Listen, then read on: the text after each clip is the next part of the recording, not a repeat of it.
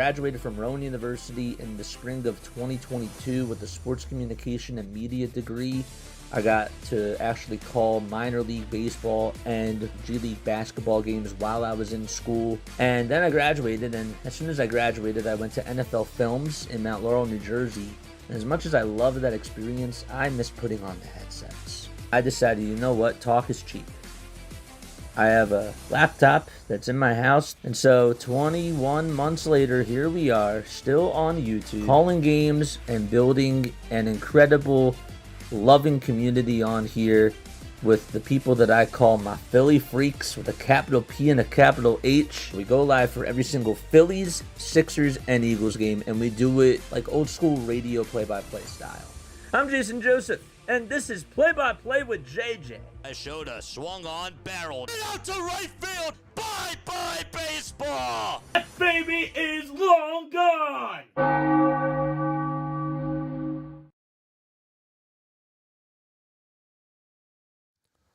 What is up, everybody? Hopefully you're all doing well and having yourselves a very, very fantastic day. OBS decided to be a pain in the butt for us, but we are here, and we are live, and let's get going, baby. Sorry, we didn't even have the sound effects on. All right, let's go. Okay, so Ranger Suarez is going to be on the mound today for the Philadelphia Phillies. Let's get resituated here. Hit the thumbs up button, hit the subscribe button as well. I go live for every single Phillies, Sixers, and Eagles games. My name is Jason Joseph. Sorry if it sounds like I'm a little bit out of breath. I don't know why that is. Don't know why. Even though I've been trying to fix all these things. But that's all right. It comes with the whole streaming territory. So we are good. We did not wake up late. We're here. We're all good. Let's go to this guy, and let's go to sound effects. The vertical stream's working fine. Our audio's working fine. Please let us know. Texting 123. Testing. Give us a Y in the chat for good. All right. Give us a Y in the chat. Great intro sequence. Yes, sir. It's beautiful. It's got that done a year ago, man. Got it done a year ago, so that's awesome. Let us know if you can hear me. Again, testing 1, 2, 3. Give me a Y in the chat if y'all can hear me. Y's in the chat. Y's in the chat. All right, so let's go to our MLB scores. Game will get started at 105. Good. Emmanuel Rivera. Just looking at his name. Saw him right there. All right. Yeah. Anybody in chat? Anybody? Can anybody hear me? Can anybody hear me? Okay, why? All good here. Good. Great. How come this is like not showing up on whatchamacallit? That's a little bit weird. Why is this not showing up on here? Let me go back to chat settings. Okay. All right, good. I see you guys on the YouTube chat. I don't know why it's not showing up on whatchamacallit. So just bear with me for a second as we fix these technical difficulties. All right, let's go. Let's fix this. Let's delete this forever. I understand. Eric says, I hear you. Are you tuning in on the vertical stream? Delete. Is that the vertical stream? For some reason, I guess that it's not connected to the other one. That's a little bit weird. So let's fix this. RTMP. Can we interact with this guy? No. Let's go back to docs. Alright, let's refresh this one more time. If this thing is on. Is this on? Okay. View stream. Good.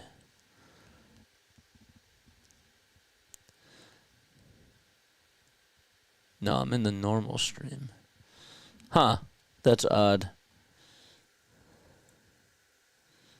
Okay.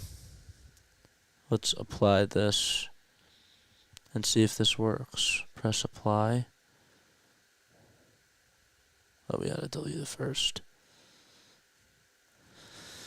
Oh, yeah. We love technology. We love OBS. Beautiful. OBS is great, don't get me wrong, but it's also a little bit annoying when you're doing things like this. All right, let me type in the chat, see if this works. Yo. Oh, good. Let's go Phillies. All right, good. Good. Some of the chats, though, like, aren't coming up. That's odd. I don't know why it's not all coming up. It's weird. Whatever. All right. Let's get things rolling. All right, so let's go to our live stream. All right, hit the thumbs up button, hit the subscribe button as well, and be sure that you guys turn on your notification bell icons, and you'll know when we go live for Phillies baseball. Cedric Mullins will be batting in the leadoff spot today for the Baltimore Orioles. Okay, then it'll be Ryan Mountcastle, Heston Kierstad, Emmanuel Rivera, Dylan Carlson, Kobe Mayo, Vamayo Machin, and Luis Vasquez and Maverick Handley are all out there for the Baltimore Orioles in their starting rotation. All right? And on the mound for the Philadelphia Phillies, it'll be Ranger Suarez. He will be pitching today. So there's that. And we are almost ready to get underway. Phillies defensively have JT behind the plate. They got Kemp over at third, Trey at short, Sosa at second, Harper at first, and then it'll be Schwarber, Mercado, and Castellanos in the outfield. Interesting. And I guess Rojas must be DHing today. So Mullins will kick things off, and we are underway, and the first pitch is taken for a called strike. And we are ready to rock and roll. Okay. So let's write down this lineup again. Again, it's Mullins batting in the leadoff spot, and he pops up the second pitch of the at-bat. It's hit over towards the left side. So Turner's on the run, and he makes the sliding catch over the shoulder. Trey Turner with a nice play. When he's running the bases, it doesn't matter what he's doing out there. His smooth slides are just so awesome to watch. And Trey comes up with a clean slide again. Oh, my gosh. I mean, that's ridiculous how he was able to get underneath that. And so Mullins pops out to short. And Trey Turner makes a nice defensive play. The pitch from Ranger, and that's taken for a ball. Trey Turner, nice catch. 1-0 pitch, and there's a ground ball. It's a foul ball. All right, what's going on here? Hit that thumbs up button, guys. Hit that subscribe button as well, and be sure that you all turn on your notification bell icons too, and that way you'll know when we go live. Where is the word subscriber? There it is.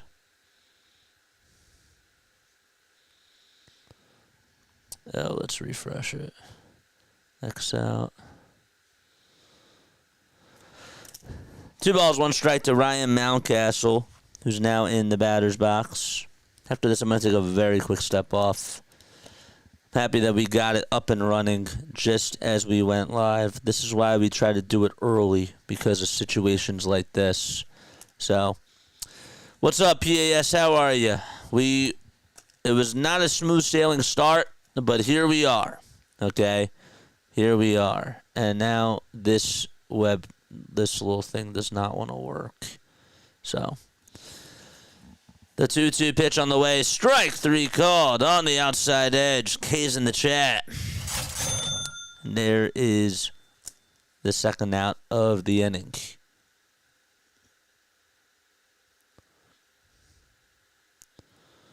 This thing is not going to stay, is it? Nope, it's not going to stay. Okay. 2 outs here in the top of the first. And the pitch to Heston Kierstad is swung on and missed. Okay, so Kierstad's up. So then it's Rivera, who's next. Then it's Carlson. Mayo. The 0-1 is inside. Carlson, Mayo. During the regular season, this stuff hopefully does not happen. I mean, the technical difficulties are one thing, but I also didn't get a chance to write down the lineups. But during the regular season, this stuff will be done beforehand. 1-1 pitch, and there's a swing and a miss. You too, man. Have a great stream. You as well. And then Handley. Who's Handley? Handley is the catcher for this afternoon. It's Maverick Handley. 1-2 pitch. And there's a pitch that's in the dirt. This is our 4th day in a row where we're doing like 8 hours of just streaming.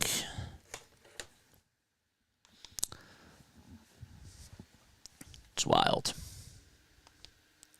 2-2 pitch. And there's a foul ball. And people are like, well, why don't you do the Flyers games? Because I stream a lot already. I mean, to be fair, I decided to take on another thing last night, but that's because I want to get to the 5,000 marker. We do a lot of streaming, man. It's insane. 2 balls, 2 strikes, and the next pitch is taken inside and low for ball 3.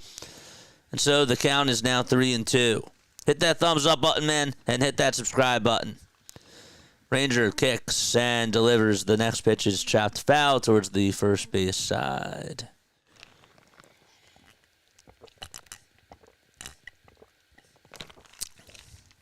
Already a 7-pitch at-bat so far.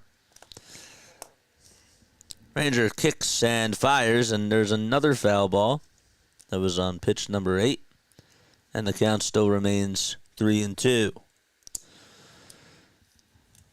So Suarez on the hill for the Phils. Flyers game would be lit. What's up, Noah? I don't know why not all your chats are showing up on this doc here, but that's fine.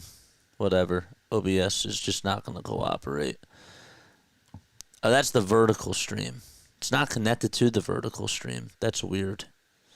All right, be right back. Okay, I'm going to take a quick step off.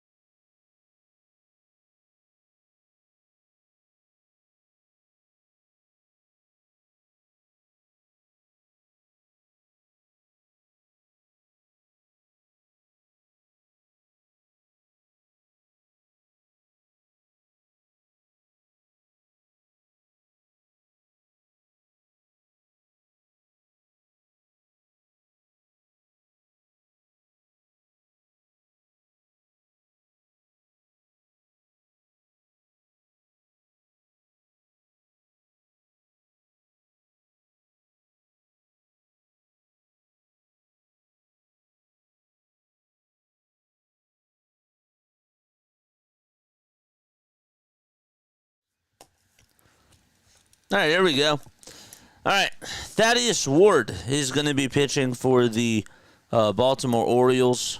Pitched last season in the minors. He had 28 starts. And the pitch. And there's a pitch that's in there for a called strike. What's going on, everybody? Again, apologize about the technical difficulties. This is why we go on early. and this is why we do things the way that we do.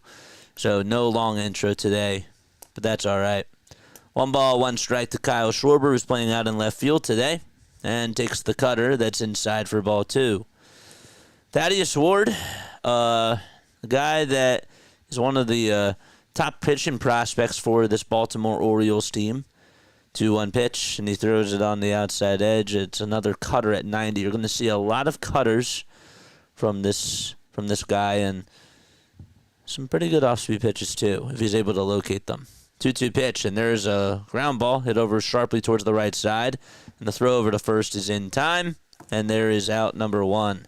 So he decided to go with a sinker there. All right, defensively for the O's, they got Maverick Hundley catching behind the plate. Thaddeus Ward is on the mound. And then in the infield, they got Mayo at third, Vasquez at short, Vimayo Machins over at second, and Mountcastle's over at first base. And Trey Turner's up to bat. He made a nice, smooth, sliding catch out in left field. He's playing over at shortstop, but he had to go out in left field to make the catch over the shoulder. That was a very good play. 0-1 pitch, and that's outside for a ball. Orioles defensively have Kierstad out in left, Mullins in center, and Carlson in right. 1-1 delivery. That's inside, way inside for ball 2. So it's 2 balls, 1 strike to Trey Turner. Ward comes set just above the letters, and the 2-1 delivery, swing and a miss. Decided to go with a slider. It actually looks pretty good. But Trey did get fooled there. Or as I've been calling him, Chase Turner. 2-2 delivery. Trey does not decide to chase there. And that's way outside and low. Up next is Bryce Harper. So Schwarber is playing out in left field today. Kepler is the DH. The 3-2 pitch, ground ball back up the middle, played on the bounce though by the second baseman, and the throw over to first is in time. They shifted him up the middle there, so it was a nice play. And 2 ground outs, and Bryce Harper is coming up. I don't know if this team has a hit when they go to their regular lineup. I don't even know if they have a hit in the first inning. I can't even remember when the last time they had a first hit was in the first inning. Harper will chop this one foul towards the first base side. Phillies are in their pinstripes. They're white and red pinstripes. And they have their red Phillies helmets on with the white P logo attached to the top. The pitch to Harper, and he looks at the sinker at 93 at the knees. The sinker has pretty good velocity when you're watching Ward pitch. I don't know, the amount of, the way he's able to locate it, it's pretty good. 0-2. And there is a foul ball. Yeah, Trey didn't really have a bad at-bat there. He put it in a good spot, too, up the middle, but they shifted him perfectly. So I can't really be mad about that at-bat. 0-2 to Harper, way inside for ball 1. Hit that thumbs up button, folks, and hit that subscribe button as well. We're just in the beginning stages of this, so it'll be better as the stream goes on. Harper will chase after a changeup that's way out of the zone, and the inning is over. So 1-2-3 go the Phillies, and their first inning woes continue in spring training. And, well, we go to the top of the second. No score.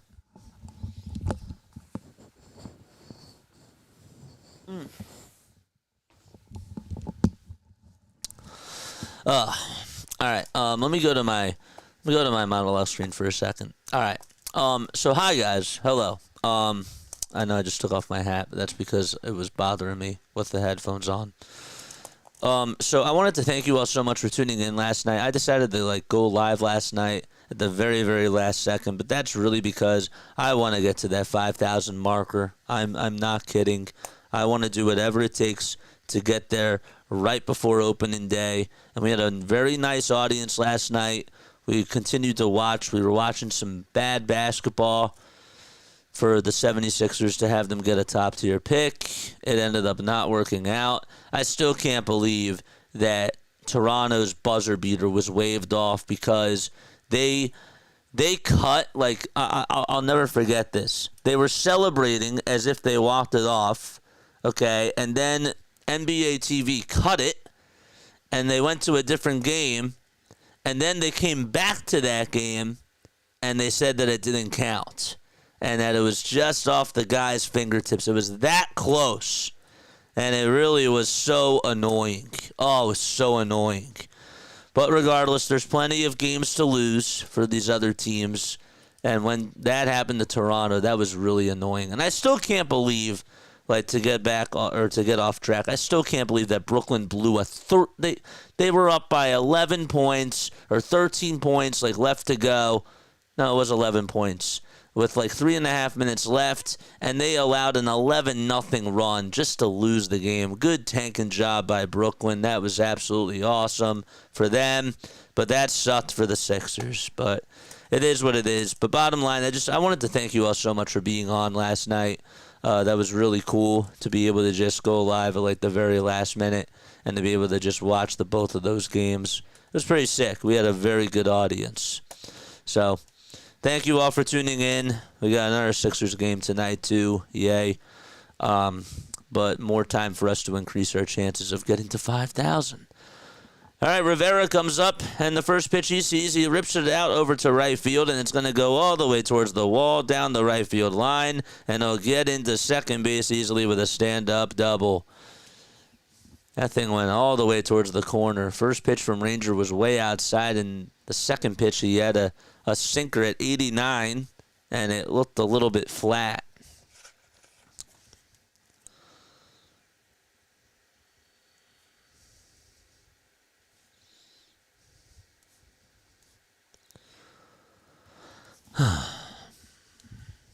Now it's Dylan Carlson coming up. Carlson hitting on the right side. The pitch. And there's a four-seamer that's a little bit upstairs for a ball. Rivera's one of our best hitters so far. Well, he's also a Phillies destroyer. Phillies fans can tell you all about Emmanuel Rivera and what he did in the NLCS to us. 1-0 pitch, and that thing is skied out to left field. Thank goodness it'll just stay in the yard. Schwarber gets down on it. He'll make the catch at the track. Rivera tags up from second, goes over to third. The throw by Trey is not in time. So Schwarber made the throw out and left, and then Turner cut it off. But Turner not able to get Rivera out.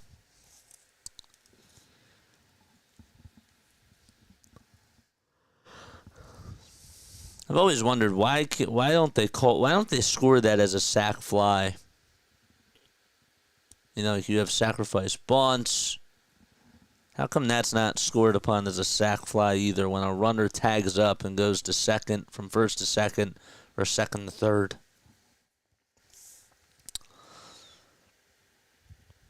I've been having a lot of questions about the rules and about different types of things that should be implemented.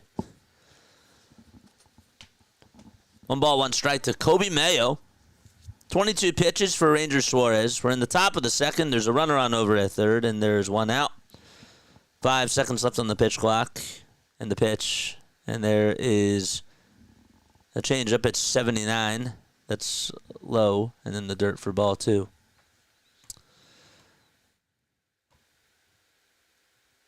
Devils just scored a goal against the Philadelphia Flyers. Great. They're off to a good start. 2-1. And there's a line drive into left field. It is a foul ball, and it goes underneath the ball girl's glove. And the count is now 2-2. How's everybody doing today, man? Comment down below. I want to talk to you. I want to hear how everybody's day went, how everybody's night went last night. Again, for those of you that really did tune in, I seriously appreciate all the support, man. I've been streaming every day for the last 12 days now, and it's been fun, but it's been a lot. I want to get there. 2-2, and there's a fly ball hit out over towards right field. This will be deep enough to score Rivera. Casti will make the catch. The throw is drawn from Casti, and so Rivera will score easily, and it's 1-0 Baltimore on a sacrifice fly by Kobe Mayo.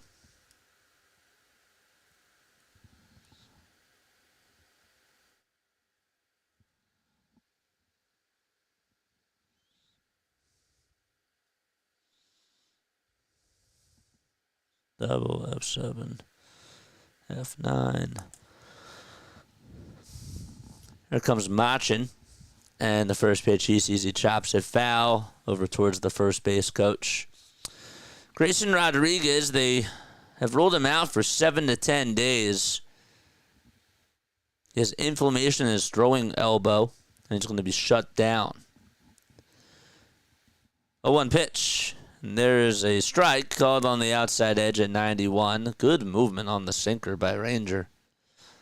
One pitch that he threw to Manuel Rivera, it definitely was flat. I wonder why he was able to get a hold of it. But other than that, so far so good. 0-2, and that pitch is down for a ball.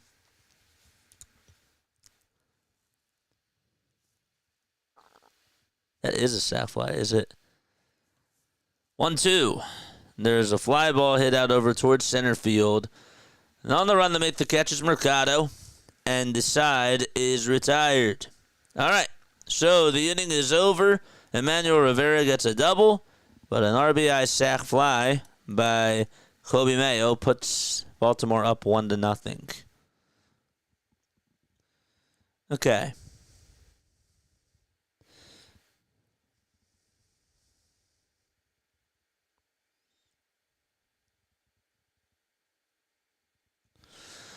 A sacrifice fly is a baseball play where a batter hits a fly ball that results in a run. So if you tag up from second base and you go to third, that's not a sac fly. That's how it's always been.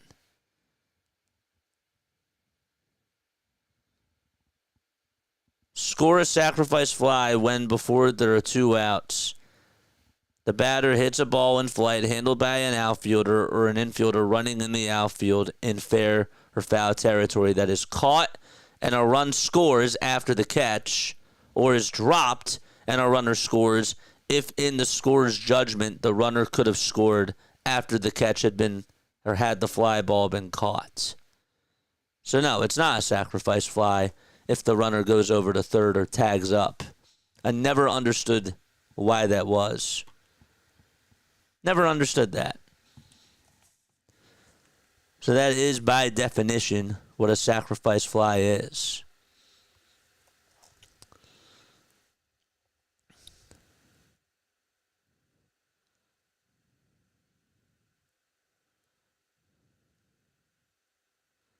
And advances to third. Why isn't that a sac fly? It's like when you ground out and the runner goes over to third base or like whatever it is, or from first to second. Like they don't call that, an RBI ground. Yeah, I don't know. It's called an RBI ground out when that's the case. A run has to score, yes. The run has to score. To score a sac fly, a runner must be on at third. Because somebody asked, is it a sac fly if the runner advances over to third? And that is not the case. Correct. That's right. The game is confusing. No matter how long you watch it, you always learn something new. 2 balls, 1 strike. The pitch, and that's inside for ball 3. Yeah, it was bothering me, man. The hat was bothering me, so I had to take it off. I took it off. Getting a haircut this week, so that'll be nice. 3-1 pitch over to JT, and it's called a ball, but they say hold your horses. It's the catcher wants to challenge the pitch, and that is a strike. Just caught the bare inner third of the plate. I don't see my daughter much. She turns 18. I gave her a kitten. Oh, I've not seen her in 10 years. Oh my gosh. I've not seen her that happy in 10 years. Aw. Hold up. Aww. That's really sweet, though, seriously. So they called it a strike, so the count is full, and the payoff pitch, and that's inside for ball 4. And JT gets on with a leadoff walk to start off the bottom of the second.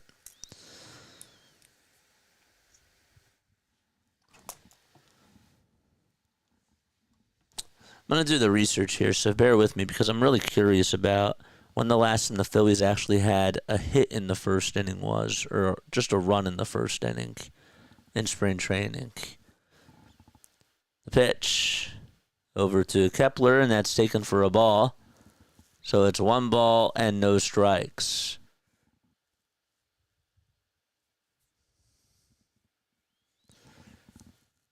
Ward comes set and fires. And that pitch is fouled away.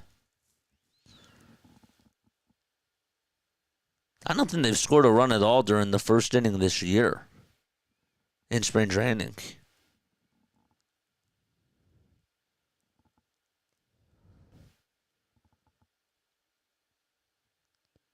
So I'm going back to game 4.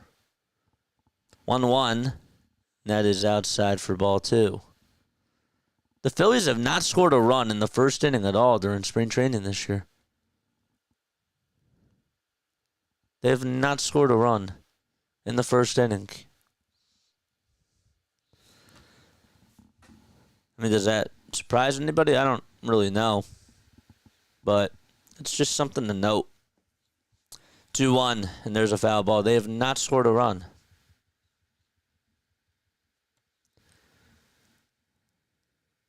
It's wild.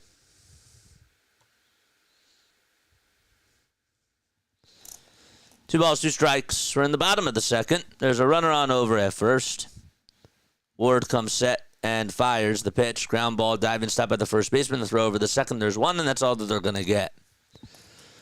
So there's 1 out. It is a 3-6 fielder's choice. And Nick Castellanos is coming up to bat. Phillies are 5-8. They're tied with the New York Mets in the loss column.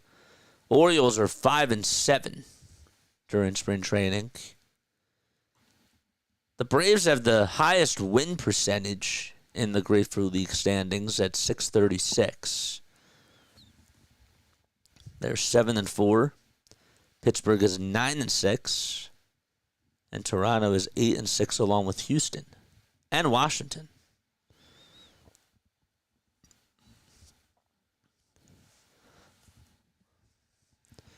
Castellanos will get a crack at it against Ward. And the first pitch to Casty. He takes a cutter, and it's off the plate.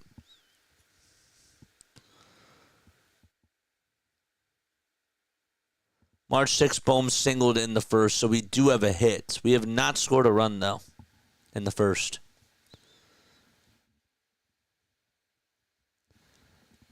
1-0 pitch to Casty, and he skies this one over towards shallow right field, over towards the line. That's looking foul, thank goodness, and it hits the netting.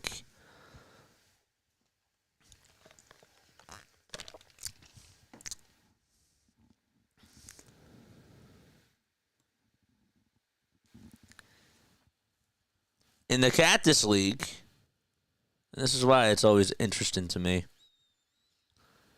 The Cubs are 10-3. They're in first place. The Rockies are 10-4 and are in second place. And then it's the Giants who are 8-3. They're in third. The pitch on the way. Ground ball hit over to third base. This could be 2. The throw to the second. There's 1. The throw to the first in time for an around the horn double play.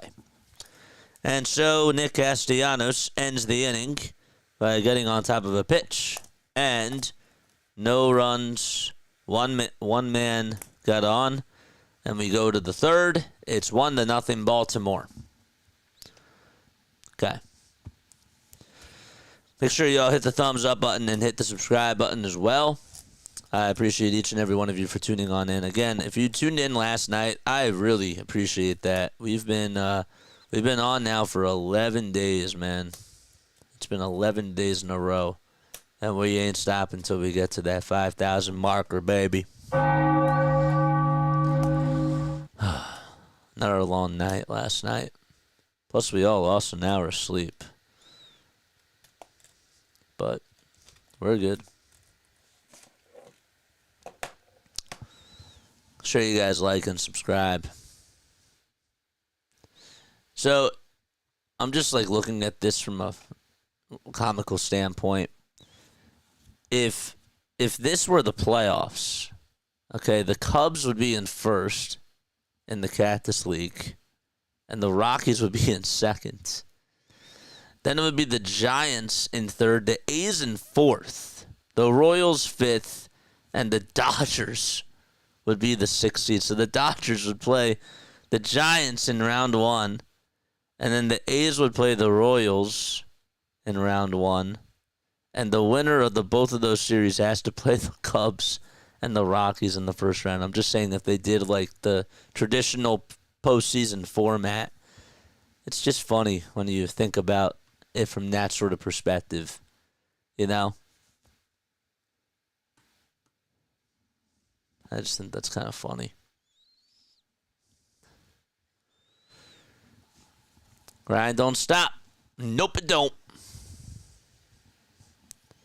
Top of the third, 1-0 Baltimore. Suarez kicks and delivers. He threw 29 pitches in the first two innings combined. And the pitch, Nets taken for a ball.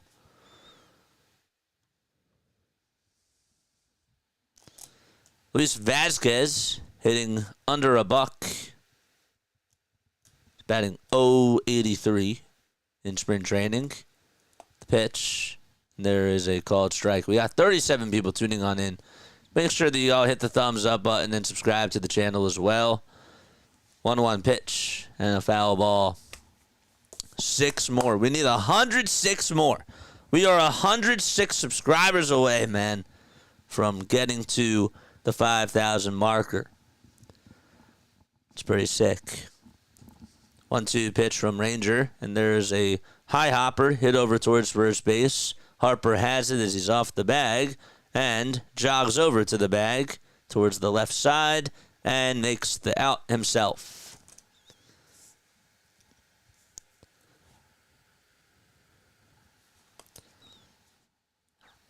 I've said this before, and I'll continue to say it too.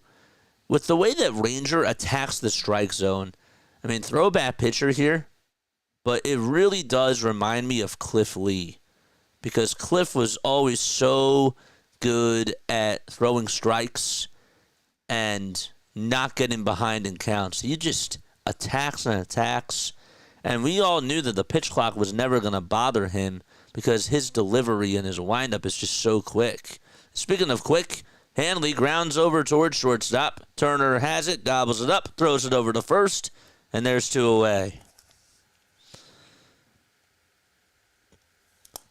It's just automatic. It's like he's a machine himself, just a pitching machine, or a strike machine, if you will. Cliff also is a lefty. 2 outs, top of the third. And the pitch from Ranger. There's a cutter at 81.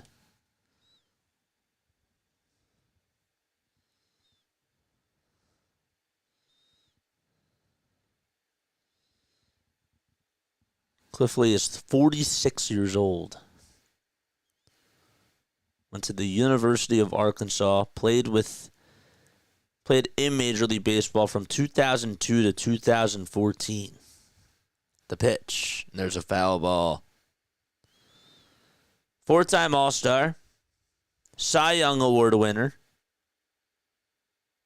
in the American League back in 2008, and also won Comeback Player of the Year that year, too.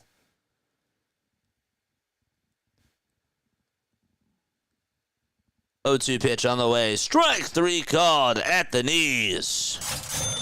And Ranger Suarez gets a strikeout to end the inning. That's now 2 backwards strikeouts today.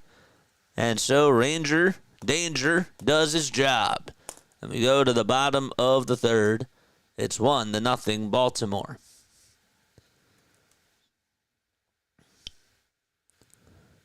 Lee was super efficient. He was. Cliff Lee was. I don't think that he ever got the recognition that he deserved from the rest of Major League Baseball. I knew that when he was on the Cleveland Indians and they had that team, CC Sabathia got a lot of love. I mean, Cliff Lee did get love, but I always felt like it was never equivalent to the amount of love that CC got. And Cliff was still just an incredible player, you know? And then when he came over here, you know, he comes over and he's the new guy over here, and we're all celebrating him. And then Roy Halladay comes. Well, Roy Halladay, I'm not looking this up. Roy Halladay got traded for Cliff Lee, right? First. Did he get traded for Cliff Lee first? And then he came back? Is that what ended up happening? Because now I forget off the top of my head. And I could have looked this up, but it's more fun engaging with y'all. What's up, Snow? How are you? Denver says no. So who did Lee get traded for? Because Cliff left the team. And then he came back. I thought, right? What's up, Asia? How are you? Roy got traded here, and then we traded Lee to Seattle. No, that's what I'm saying. So Cliff Lee was a part.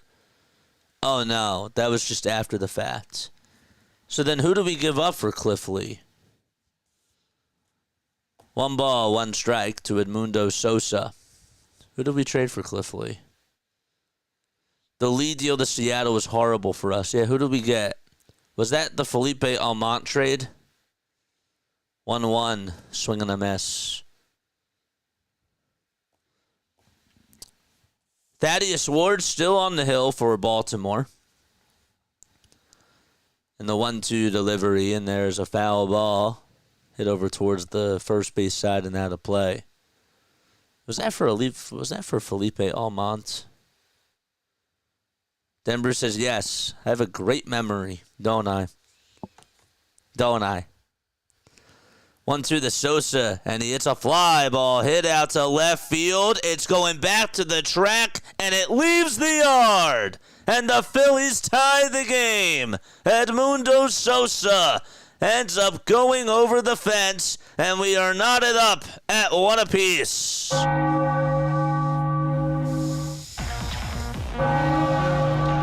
Ring the bell.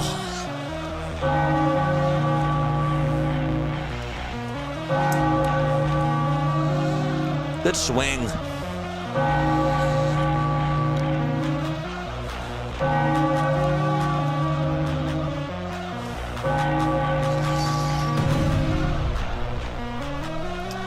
The next pitch to Otto Kemp, and that is down for a ball. The funny part is that Edmundo Sosa's swing, it looked like he didn't even have a full swing. Like he just flinged at it and just, tried to flick it with his bat, one hand, and he still was able to send it out of here. 1 ball, 1 strike. Nobody out, bottom of the third. That's our shortstop this year, I hope. Well, Trey Turner's the shortstop, whether you like it or not. 1-1. Line drive hit out over towards left center field from Kemp, and that's going to drop in for a base hit. The left fielder cuts it from going over towards the gap, plays it on a bounce, throws it over to second, and Kemp pumps the brakes and goes back over to first. Okay. Phillies are tied 1-1. Again, it wasn't even a full swing from Edmundo Sosa. And yet, just the power that he had to get that out of here, that was pretty impressive, honestly. Bottom of the third, And it's Mercado who's up to bat. And the pitch that he sees is a cutter. And it was not called a strike. It was called a ball. And Baltimore will challenge this. And it was high. It certainly was high. I didn't think it was high, but it was literally less than 1/10 of an inch high. Good eye by the umpire. We're safe from Moosey. Good. We got 33 people on here watching. I'm sure that we don't have 33 likes on here. Go back over to first, not in time.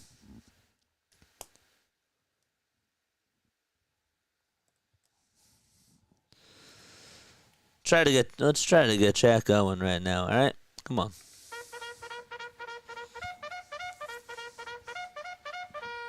George!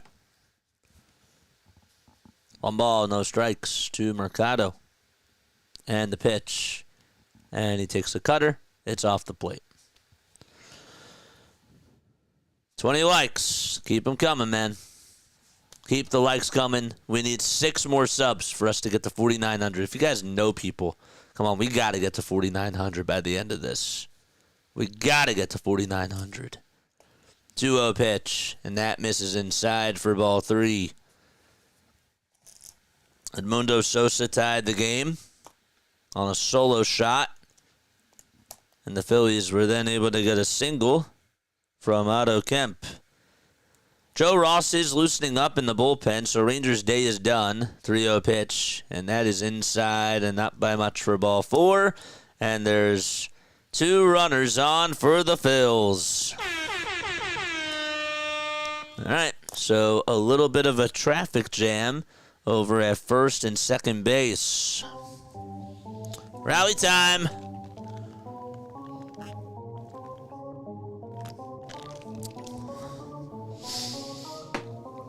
Let's go. George! And now it's Kyle Schwarber coming up to bat. Phillies again in their pinstripes. Have the IBX patch over on the left side of the arm. First pitch to Schwarber, and he takes it down and in for a ball. That was a nice at-bat, too, by Mercado to be able to just take pitches that Ward was giving them. And so now it's the second time in the order, and let's see what adjustments that this team can make. The 1-0 pitch to Schwarber, and he pops it up. He got under the fastball, was right down the middle, and it's going to be popped out over towards center, and the catch is made. Cedric didn't really have to move too much, and there's out number 1. He got underneath it. So there is 1 away. I don't mind him swinging at that pitch. It looked like it was his pitch. But he got under it. JJ, I'm watching basketball and I'm listening to you tonight. You're watching basketball. Oh, like right now? I thought when you said that you're watching basketball, I was thinking about the Sixers. Sorry. But who wants to watch that, right? The pitch. That is low and away for ball 1.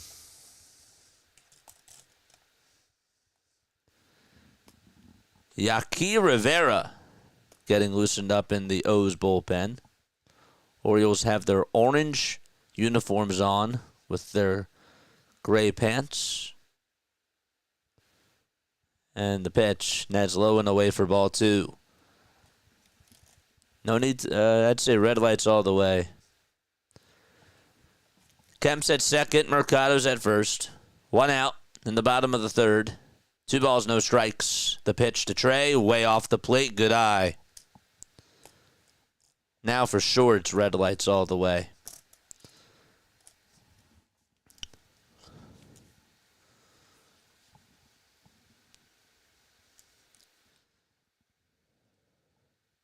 Three balls, no strikes to Trey Turner.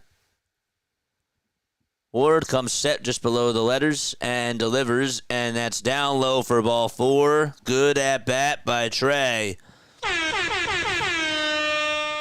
And that's going to load the bases. And Bryce Harper's coming up, folks.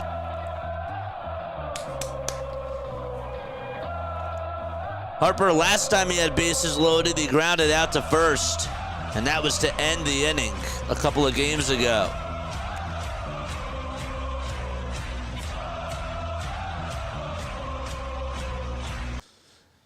He was fourth in the National League in highest slugging percentage.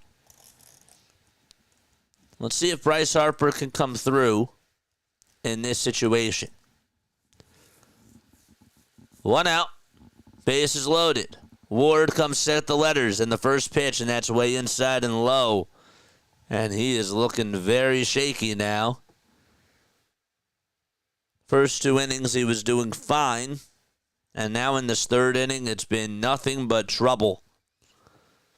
1 ball, no strikes. Bases juiced. The pitch to Bryce Harper. Line drive over the second baseman's head into right field for a hit. 1 run's going to score. Mercado's going to score. And so it'll be 3-1. So the Phillies get a 2-run single from Bryce Harper. Kemp and Mercado both score. Trey goes over to third, and Harper comes through with a 2-run single. That was a rocket. Just hit over that second baseman's head. He was playing him to pull towards the right side, and there was no chance that he was going to be even able to catch that or just knock it down. What a good swing by Bryce. Took advantage and got his pitch and was aggressive. And now it's JT up to bat with runners at the corners. First pitch, and that's just off the plate. It's a slider that misses its target, and it's ball 1.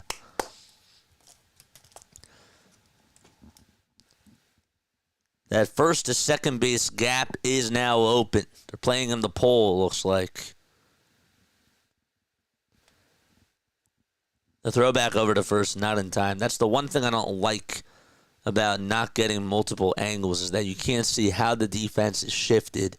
But when they show it to you just for a little bit, you call it. 1-0 pitch to JT. Inside, it's a curveball. That curveball just seems to be missing its locations now from Ward. Going a little bit more analytical. 2 balls, no strikes. 5 seconds left on the pitch timer. And the pitch to JT is swing and a miss. Got a cutter on the outside corner. And he shakes his head, saying, my bad. Just got to keep your head in there. JT walked in his first plate appearance and was the first base runner that the Phillies had in the game. 2-1 to JT. Ground ball. Hit over towards third. The throw over the second. There's 1. The throw to first in time for an around-the-horn double play. He got on top of a pitch, and the inning is over. But Bryce Harper gets a 2-run single. And right before that, Edmundo Sosa hit a solo home run. And that's a 3-1 game down in Clearwater. Is this the A-team today? No Brandon Marsh, no Bryson Stott, no Alec Bohm, but Schwarber, Trey, Bryce, JT, Kepler, Casty, they're all playing. So when you say A-team, like when people say, like, is this the A-team, I usually I don't like to usually say it like that unless, like, the full lineup is playing. So, like, it is mostly the A-team, but, you know, for the most part, yeah.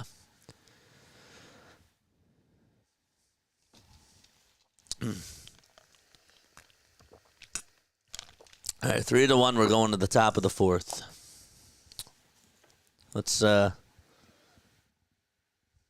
open up our notifications. Hit that thumbs up button. Hit that subscribe button as well. Kyle Schwarber is playing the field too, and Max Kepler is DHing. I don't know why that is. And that's why we're actually going to turn on X right now as we speak to see if they give us any updates as to why that was the case today.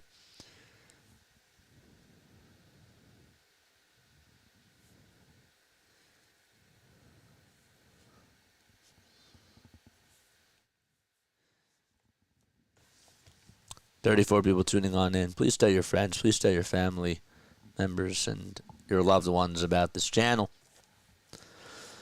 Whew. Time is at 1:55.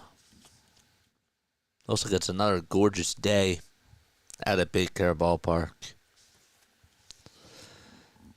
So let's see if there's any news. So Joe Ross is going to pitch as we go into the top of the fourth.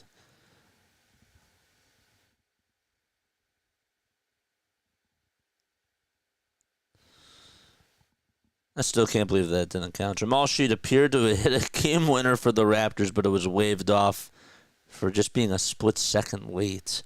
Tough break for the Sixers from a lottery odds standpoint. Raptors are well aware of the situation and rested their starters the full final 6 minutes, and yet they almost walked it off. The pitch to Mountcastle, and that thing is lifted out over towards right center field. Mercado's on the run. He will make the catch in the alleyway, and there is out number one. Still can't get over that. I was so annoyed. I was so crushed in that moment last night. It sucked.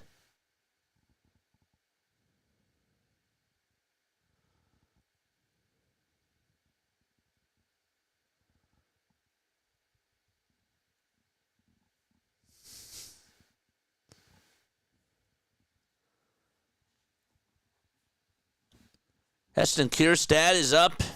Takes the first pitch for a ball. 1 ball, no strikes. Joe Ross kicks and fires. And that thing is outside 2.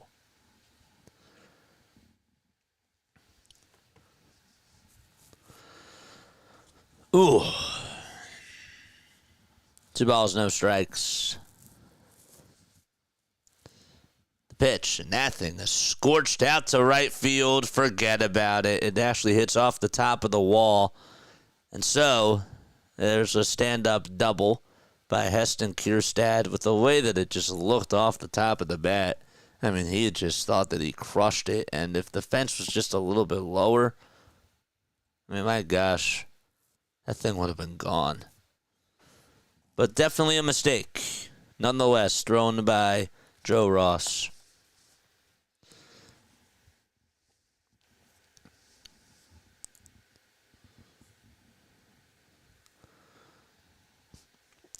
Flyers score updates, anybody? The pitch. Nothing is fouled back.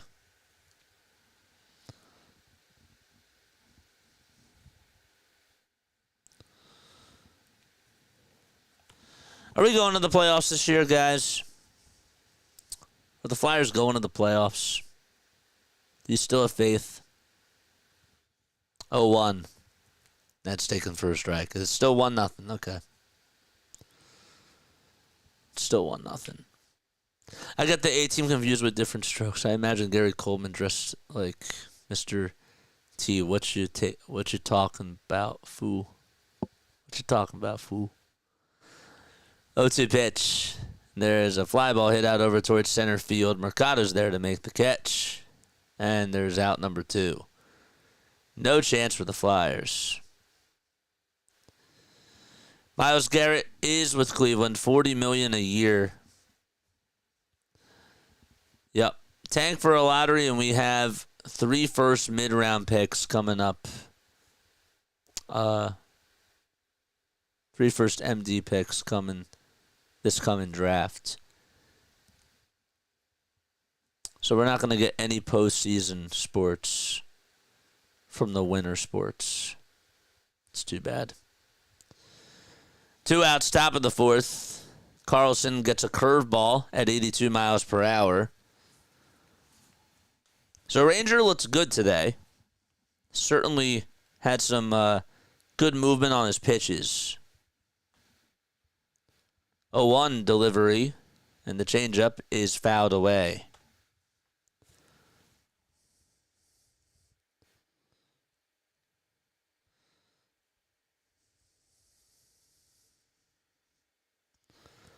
The ball's 2 strikes.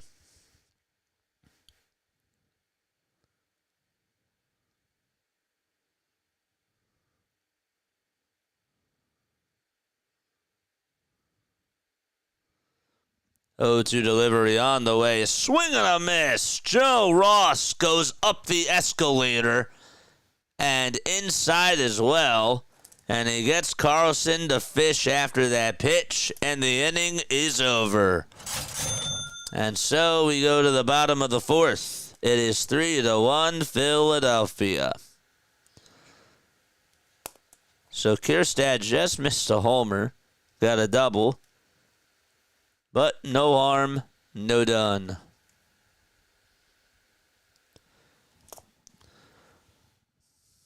Did you know on August 8th of 2021, according to Phillies Tailgate, they just posted this like 16 hours ago. On the same day, the Phillies retired Roy Halladay's number. Zach Wheeler throws a shutout, becoming the first Phillies player to get 22 straight batters out since Roy Halladay's perfect game. Is that serendipity? What is that?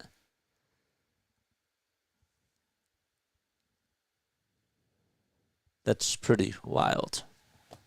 I did not know that. I actually did not know that. That's really, really cool.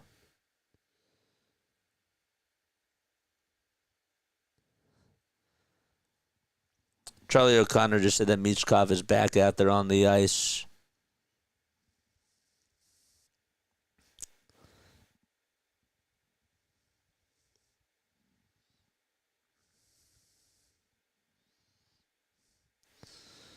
Michkov took his normal shift to open the second period.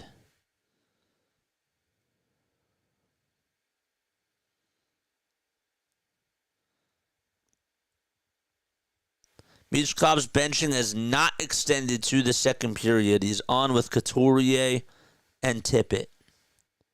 What's the whole thing with benching him? I never understood.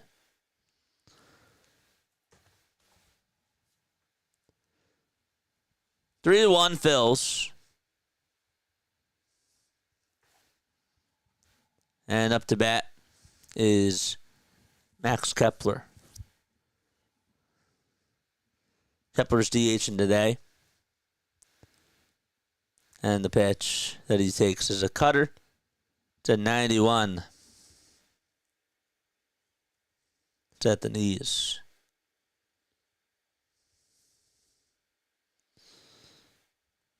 No balls, 1 strike. And the pitch to Kepler. And there's a foul ball. Charlie O'Connor says, still don't like the benching of Michkov for the rest of the first period, but at least it didn't last the rest of the game. The mistake was real. Hopefully he and Torts addressed it at intermission. I just never understood the whole benching of Matvei Michkov. Let the kid play. 0-2, and there's a foul ball. Now, granted, I didn't see what happened, but just so many times, I feel like it's happened over and over again. Because Torch just loves to have that type of authority over his players. 0-2, and that's high for a ball.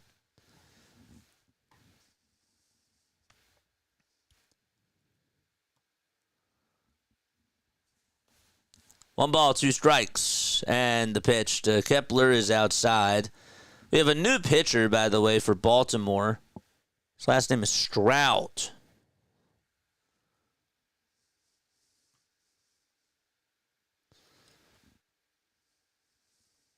Bottom of the fourth, 3-1 Phils, and the 2-2.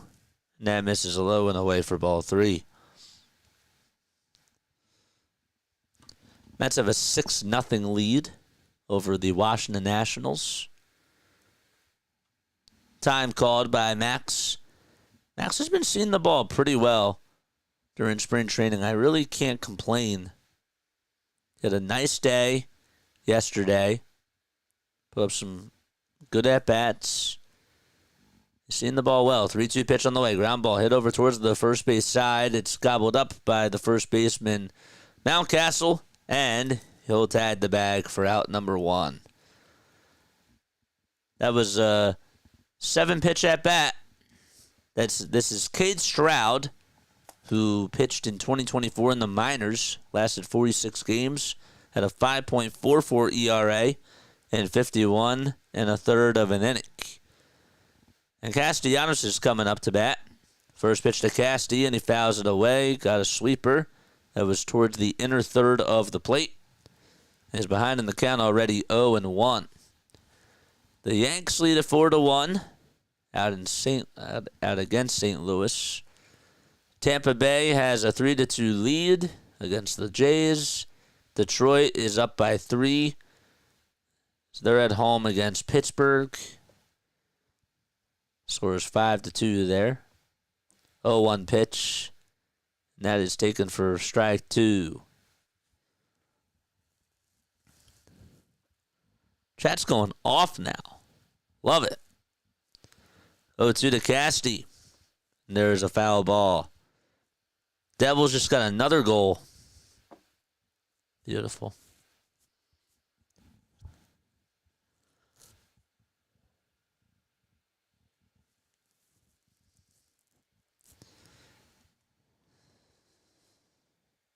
Eric Holla just got a goal. 0-2 and a curveball that's in the dirt for ball 1.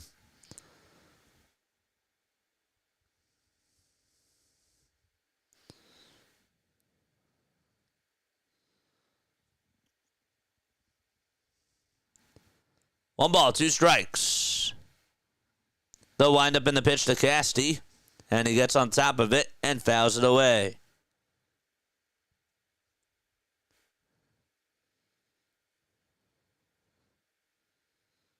Wheeler, Nola, Sanchez, Ranger, and Luzardo. I like the sound of that rotation.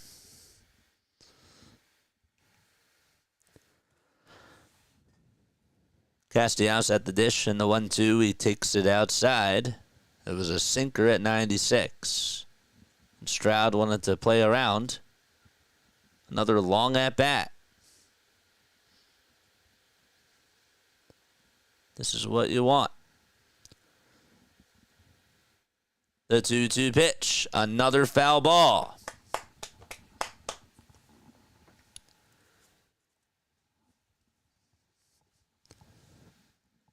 Longer at-bats over these last 2 days from the starters. Note that.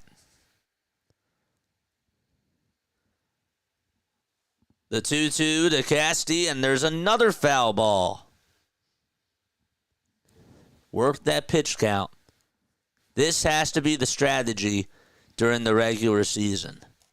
Work up those pitch counts, grind out at-bats, and just let the offense find a way to take over. 2 balls, 2 strikes to Castellanos, and there's another foul ball and a changeup at 96. And Casty is battling. 8 pitches in this at-bat alone. And the count is still 2-2. Actually, 9 pitches. This is the 10th pitch of the at-bat. Stroud comes set just above the belt, fires, and throws it away for ball 3.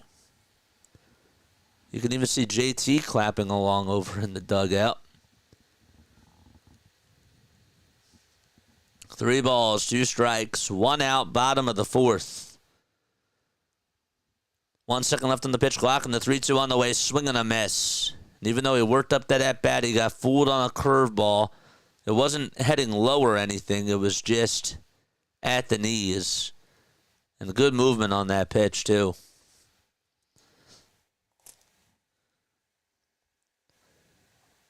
But I'll still note that as a good at-bat.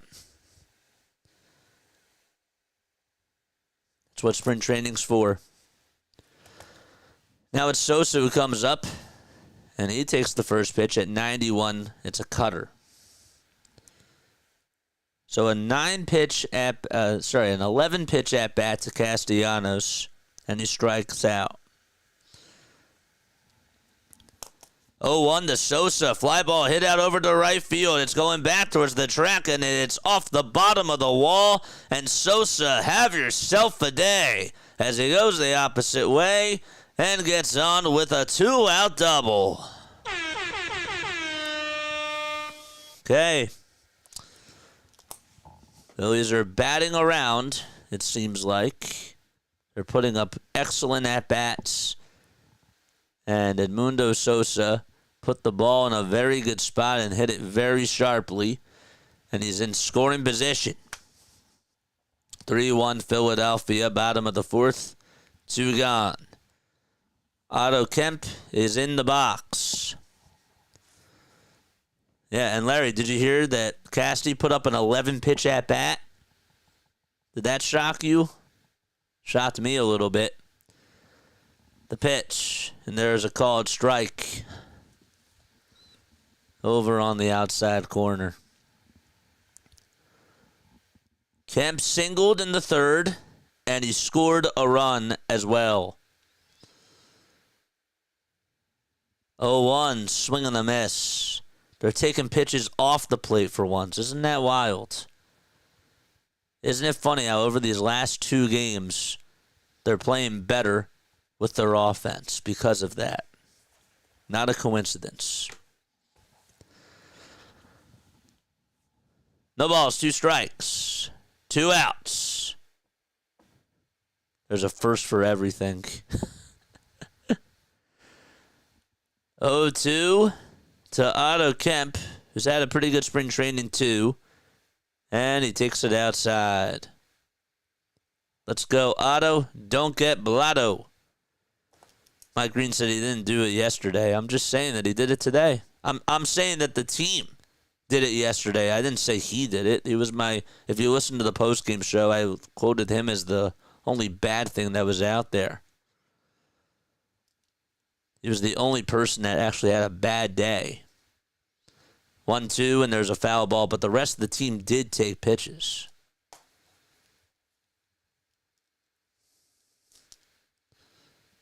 Sosa's in scoring position. Kemp's 1 for 1. 1-2 pitch, and he lays off on the curveball.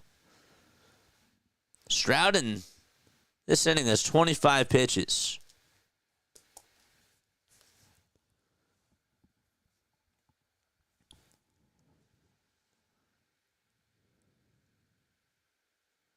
I've got to change that thing.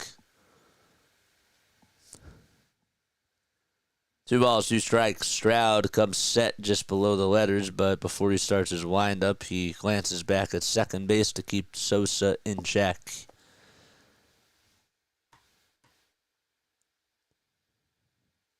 Hi, JJ. Hope you have a great stream. Let's go, Phil, says EM. Thanks so much for stopping by. I appreciate it.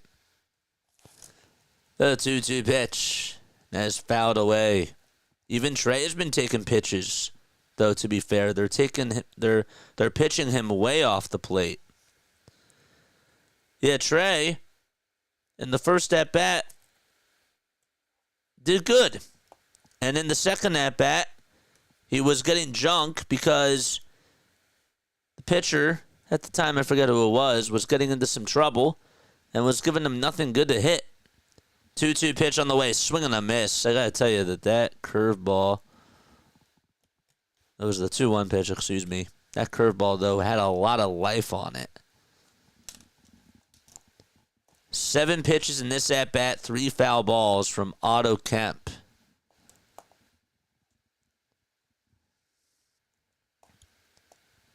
So he did get a piece of it. Didn't see it. The pitch on the way, and he just lays off the slider. It was a hair outside. He sort of provided a quarter of a swing.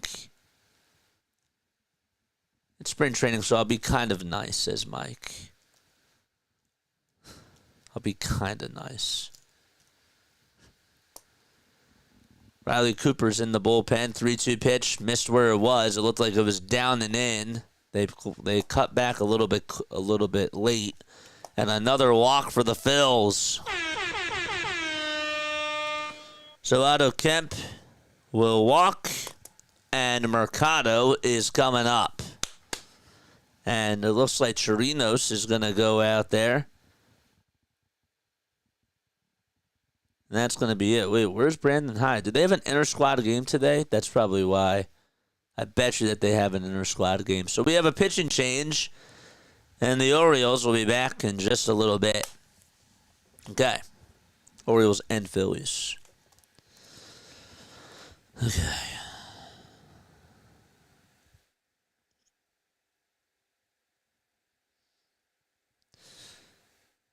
Francisco Alvarez is out 6 to 8 weeks. We just got a word before he becomes a free agent this week. This is from Adam Schefter. Defensive tackle Jarron Reed is re-signing a 3-year deal worth up to $25 million with the Seattle Seahawks. I mean, there wasn't really a need to get him, but that is per sources.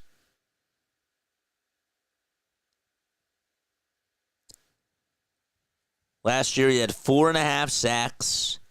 He had 7. His tackling grade was 72.8. His Pro Football Focus grade was 70.6. And his pass rush grade was 73.7, according to Pro Football Focus 2.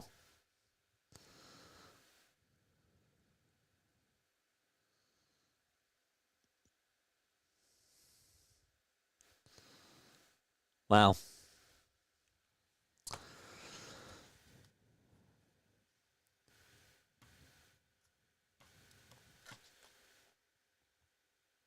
We got a $2 dono from William. Thanks so much, man. Shout out to William. That's like his, I think that's his 3rd super chat. Appreciate it, my guy. I really do.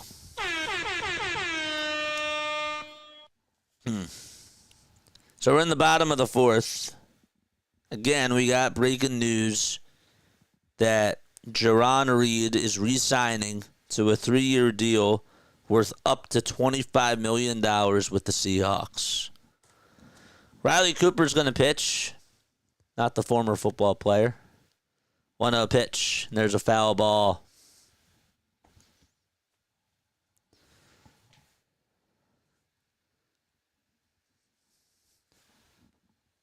Mercado walked in his first plate appearance. And the 1-1, there's a fly ball hit out over towards right field. It's going back over towards the track. But the catch is made out in right field for out number 3. And so the Phillies, they still lead a 3-1. No runs, 2 men left. And we played 4 and go to the 5th. And William, again, I appreciate you, dude. I do. Thank you so, so much. If you guys want to donate to the channel, you're more than welcome to do so. If you guys want to become members, okay? Spring opening day is almost here. I better see a lot of members. I better see my members show up on opening day with the emotes. I'm not kidding. I better see you all show up with the emotes on opening day, because I'm expecting big things this year for this channel and for this team. I'll be honest, whether you like it or not, they're still quote-unquote contenders. And the expectation, don't know if they can get there, but the expectation is World Series.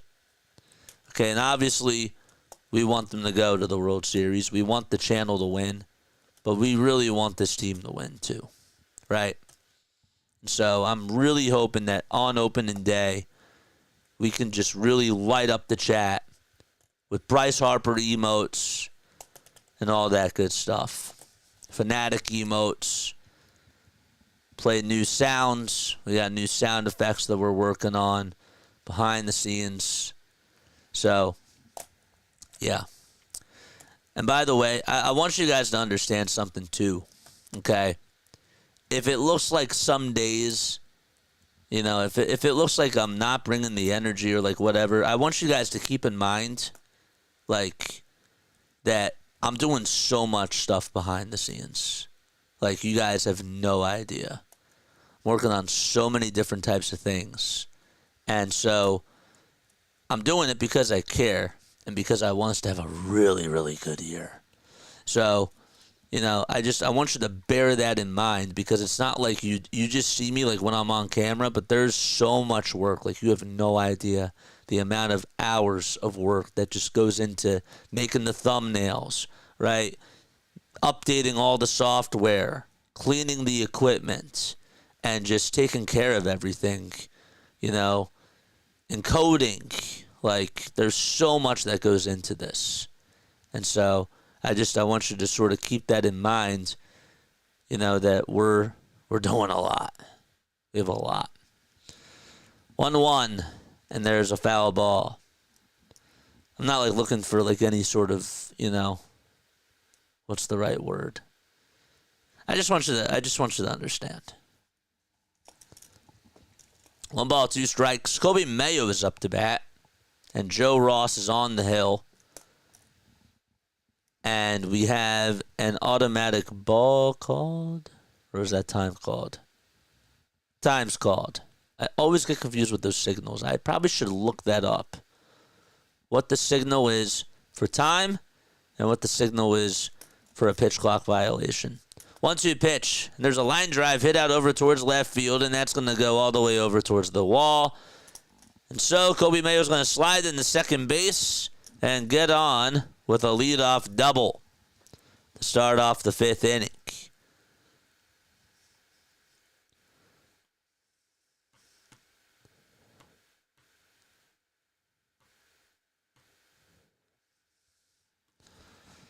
But Mayo Machin is due up too. But yeah, just bear that in mind. Ugh. We're in the top of the 5th. There's a runner on over at second. Joe Ross still pitching. In the pitch, there's a ground ball rolled over towards first base. Harper has it, throws it back over to Ross, who has to cover the bag. He gets there. The runner advances over to third. And it is an advanced ground out. I'm sorry. I'll just call it.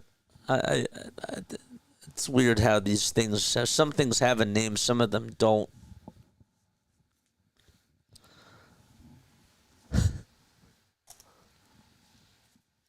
One out here in the top of the 5th. 3-1. And this pitch is served out over towards right center field by Vasquez. That's going to go all the way over towards the right center field wall. Mayo will jog on home, and it's a 1-run game. And so Joe Ross, that's his 3rd extra base hit that he has allowed in this afternoon's game. His stuff has not been too sharp at all.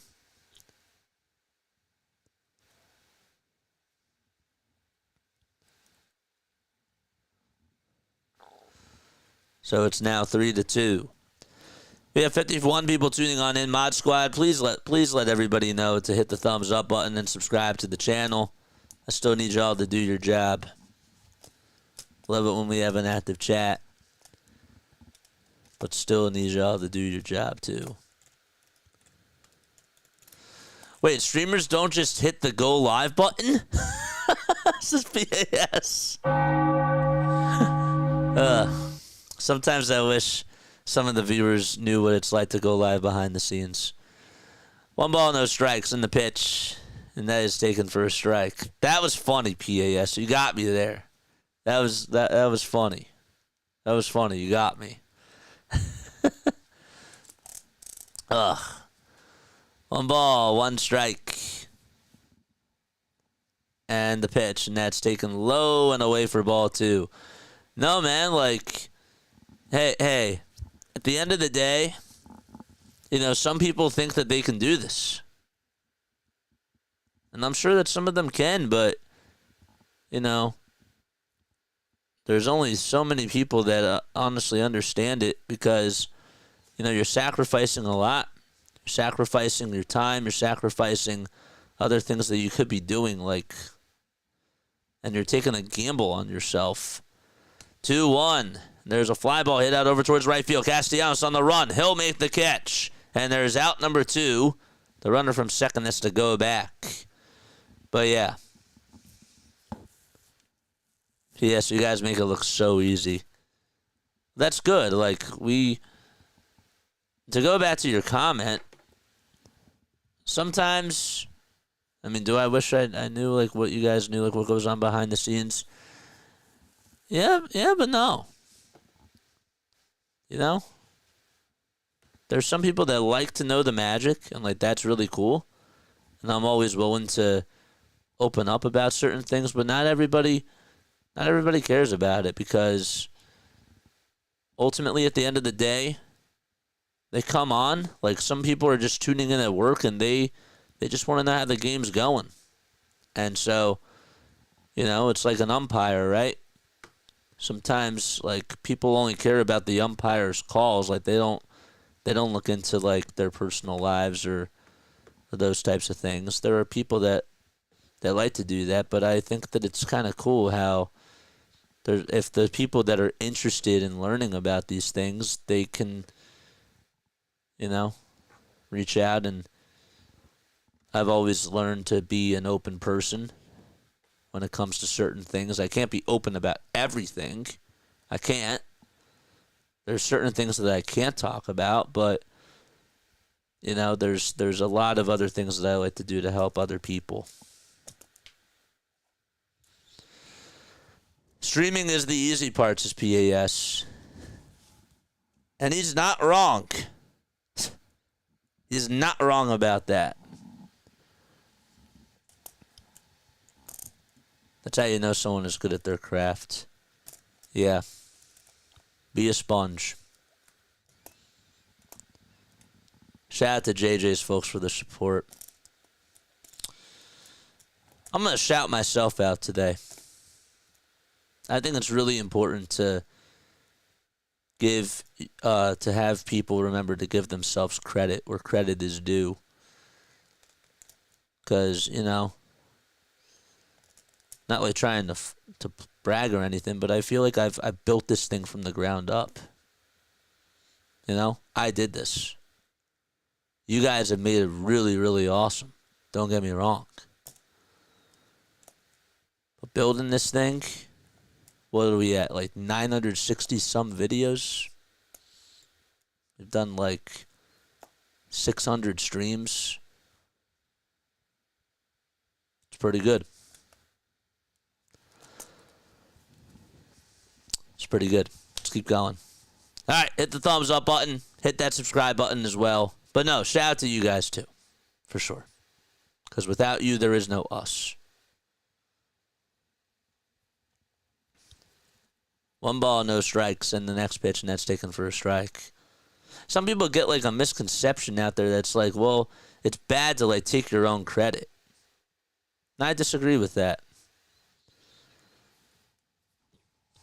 The pitch, swing and a miss, and the runner is going to go on over to third. That's Vasquez. So Quas is pitching. We're in the top of the fifth. It's 3-2 Philadelphia. I'm not going to do a 100th video celebration. No, I'm more focused on the 5,000 subscriber one. That's the big one for me. I don't know why, I feel like that's the big one.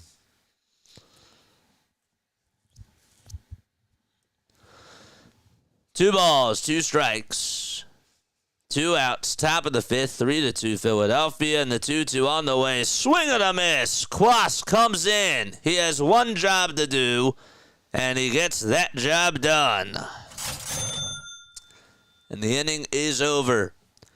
All right, so it is 3-2 Phils. As we go to the bottom of the fifth. Skull Gaming 7879 says, "Can I see your team?" Yeah, if you want me to get if you want me to get banned on here, sure. I don't know if anybody else wants that. But that's how it goes. If I show you the game, I get a copyright strike, and I'm not willing to risk that for myself. But there might be other streamers out there doing that. I just don't.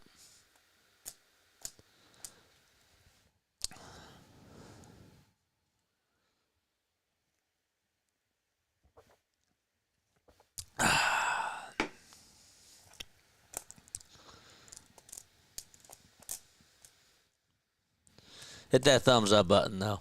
And hit that subscribe button as well.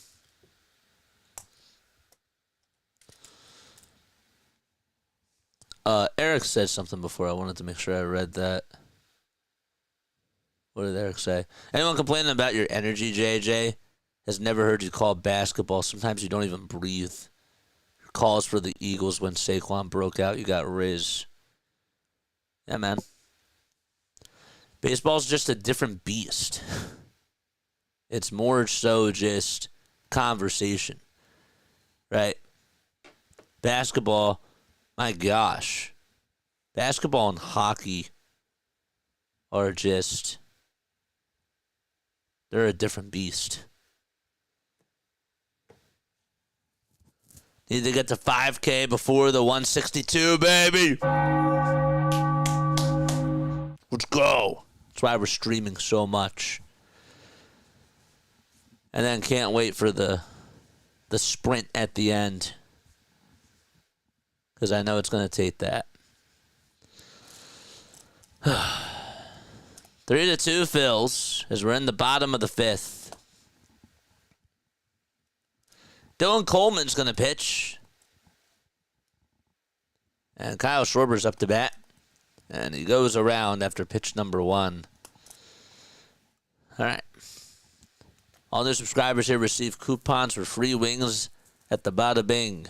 Where is the Bada Bing? I've always wanted to ask you. Is that like is it a Philly place? 0-1. And there's a called strike. Coleman's pitching. Phillies lead at 3-2. They got a solo homer from Edmundo Sosa, and then they got a 2-run single from Harper. And the 0-2 pitch to Schwarber, and he chases after a slider, and he's down on strikes. Good morning, good afternoon, and good night to Kyle Schwarber. Devils are still up 2-0. Yeah. Yeah, we know. Yeah, I know. Here comes Trey, who takes a cutter that's down for a ball. Is it even real? It's from Sopranos. Yeah, but I thought that was a real place too. Maybe not. Orioles do have their inter-squad game today, so that's why there's no Brandon Hyde. 1-0 pitch. That's taken outside for ball 2. Jose Alvarado is getting warmed up in the pen. He pitched 2 days ago. 2 balls, no strikes. And the pitch to Trey. Gets a cutter that's at the knees. And is he going to challenge it? No. He's looking at the umpire. I haven't really seen the players complaining a lot to the umpires with this ABS system, which is kind of interesting, too. And Turner takes a pitch that's way inside. Nearly hit him. And it's a 3-1 count. Say whatever you want about Trey, but we cannot afford to lose him. 3 balls, 1 strike. And the pitch, and that's outside for ball 4. Trey Turner with 2 walks today. You heard that correctly. 2 walks from Trey Turner. Whew.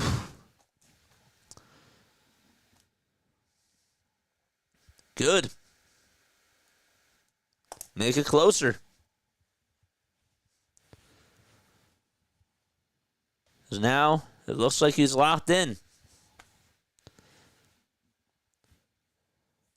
So a 1-out walk here in the bottom of the 5th, and now it's Bryce Harper coming up to bat. Harper grounds this one over towards the middle. The shortstop will take it to second for 1, and the throw over to first is in time. Harper wasn't really hustling out of the box, but the inning is over. It looked like he didn't really hustle because he was out by a lot. But a 6-3 double play ends the inning, and we go to the 6th. 6-3 double play. All right.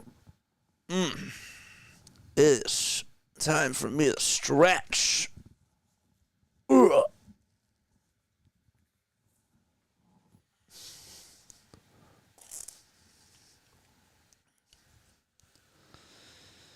How about this? Ready for this breaking news?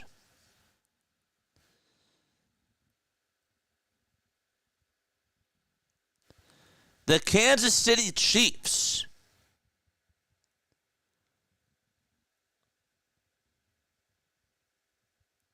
agree on a 3-year, $45 million deal with $30 million guaranteed to get Nick Bolton back.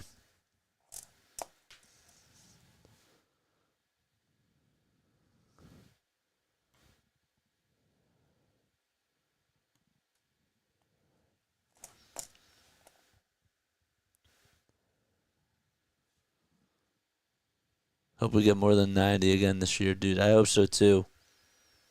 3-year, $45 million deal with Nick Bolton.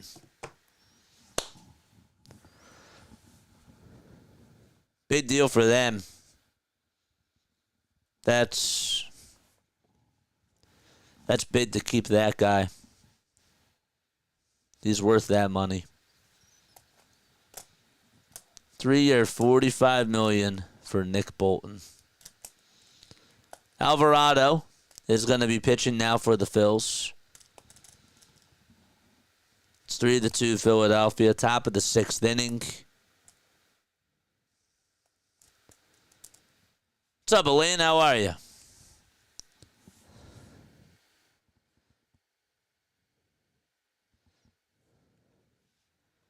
Alvarado will pitch. Led the team last year in saves with 13.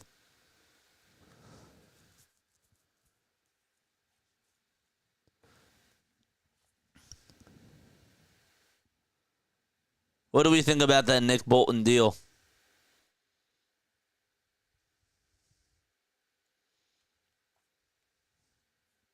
What do we think about that Nick Bolton deal?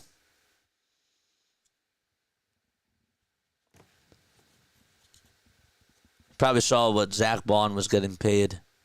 How we got Zach Bond, now we need Mackay.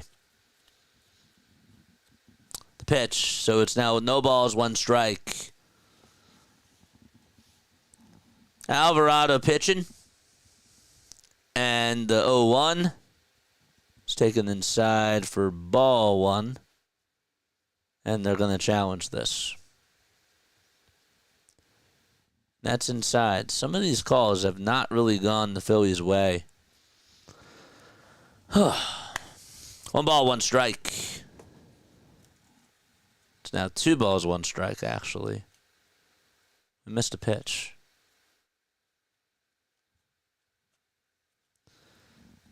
Alvarado gets set just below the letters and delivers and throws 100 again on the sinker. 4 straight games in a row for him where he has reached triple digits on that sinker. Wasn't really doing that last year. I think that was part of the reason why. Plus, the cutter was not executed as well as it has been during spring training this year. 2-2. Throws the cutter that's in the dirt. And the count is now full. Hit that thumbs up button and subscribe to the channel as well.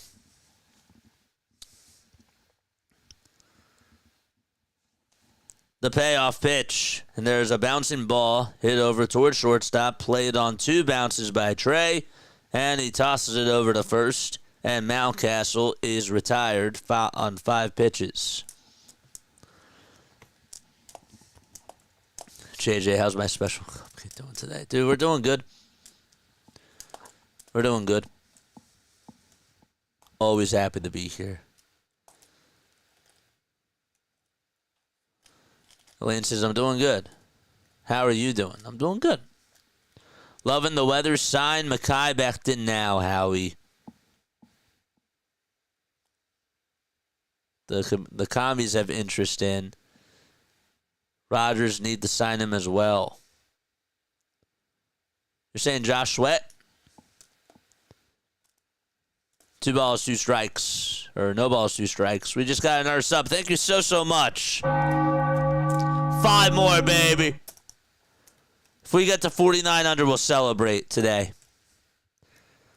0-2 pitch, and there's a swing and a miss. We're going to get to 4,900. We would even get to 4,900, I think, during the Sixers stream. But we're going to get to 4,900 during this baseball stream, and we're going to go all out. Come on, man. 2 outs. Top of the 6th. Mod Squad doing their thing. Love it. Love it, absolutely love it. The pitch, and there's a broken bat fly ball hit out over towards right field. It looks like it's going foul, and it will. That was on an 100-mile-per-hour sinker. And it went all the way towards the third base coach. Broken Bell Network, what's going on, sir? I'm doing my part, he says. Yes, sir. Get active, chat. We love it. We absolutely love it. Emmanuel Rivera is in the box.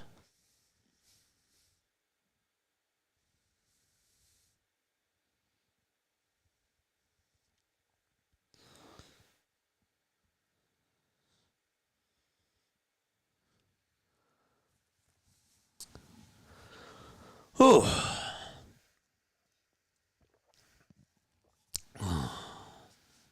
All right, 2 outs, top of the 6th. It's 3-2 Philadelphia. We'll be back on tonight for another Sixers game. 0-1 pitch, and there's strike 2. Tomorrow we got Phillies, and then we got Sixers again at 7:30. And then Tuesday, we're doing Phillies, and then I think we're going to do the Flyers. And then Wednesday, we got Phillies and Sixers again. Wednesday we just got Sixers. Phillies are off that day. And then Thursday is Phillies. Good, I get the afternoon off Wednesday. 1-2 pitch on the way from Alvarado. Swing and a miss. He struck him out. Alvarado with a filthy cutter. And he gets a big punch out. Let's see those K's and chairs. Nice. And we head to the bottom of the 6th. It is 3-2 Phils. Excuse me. Rangers fastball today topped to 92.5 miles per hour, which is a good sign too, because the velocity dipped.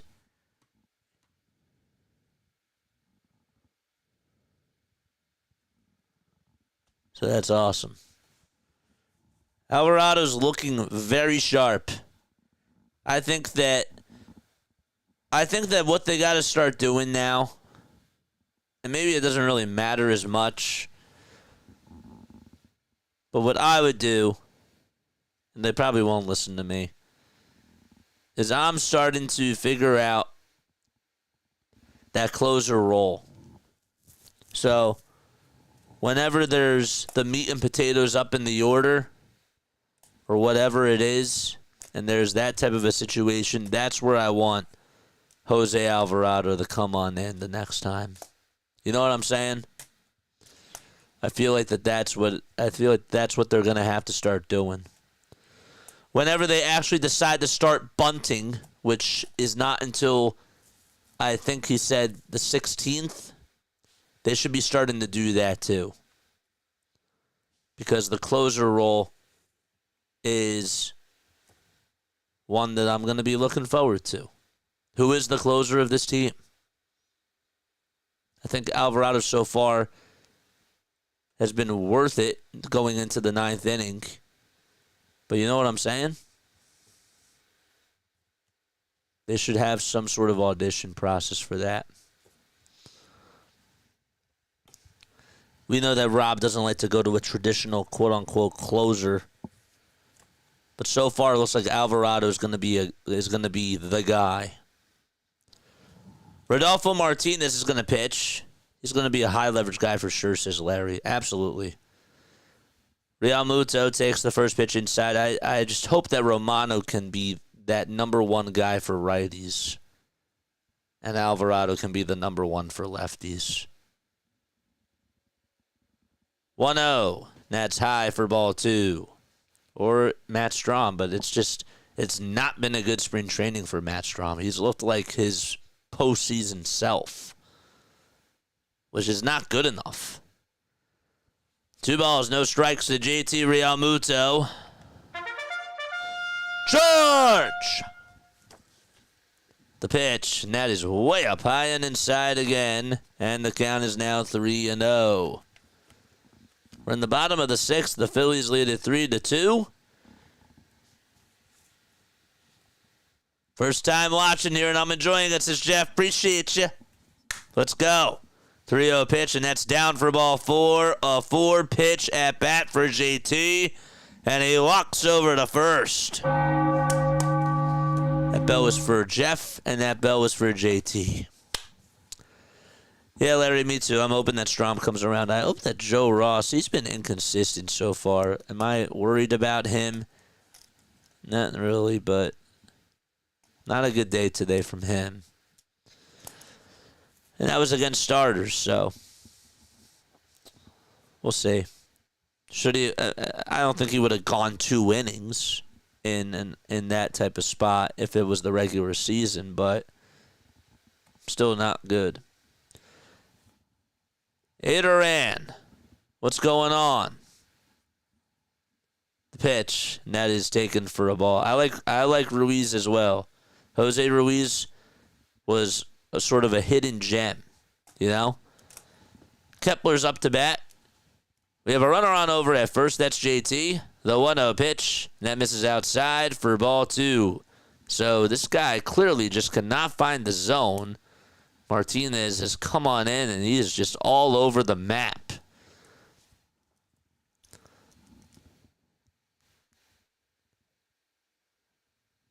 Two-0 pitch. And that one is just high. That missed its spot. It's at 98 miles per hour. Let's go. 3 balls, no strikes. And the next pitch. 2 4-pitch at-bats for the Phils. And they get on with back-to-back walks. Nice.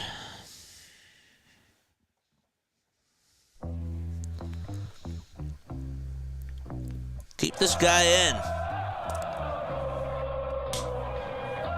And now Castellanos is coming up.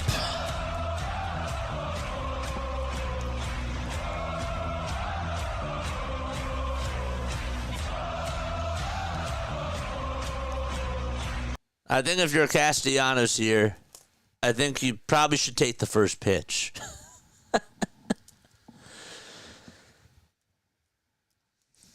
Chat, do you agree?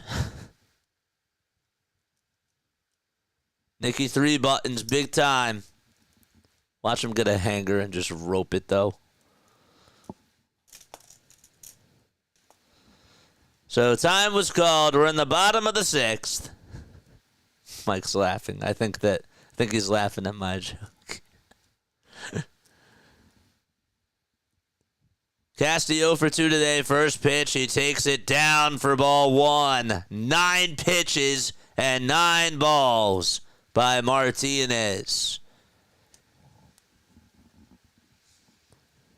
Think maybe this is his last batter? Don't know. 1-0 pitch inside. And another ball. And that makes it a 2-0 count to Castellanos.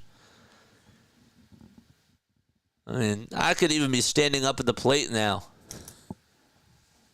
and just take these pitches. Martinez comes set the belt. He looks stressed, the 2-0 pitch, and there is a strike just on the outside corner at the knees.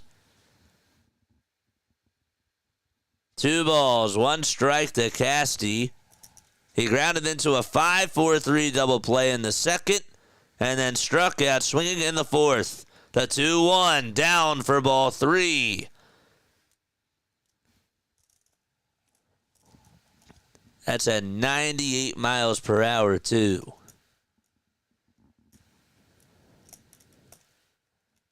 Phillies fans getting excited here in Clearwater. The 3-1, and that's inside, and the bases are loaded.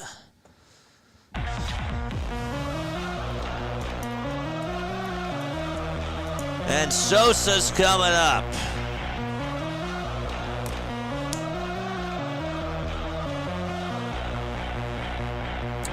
Let's go.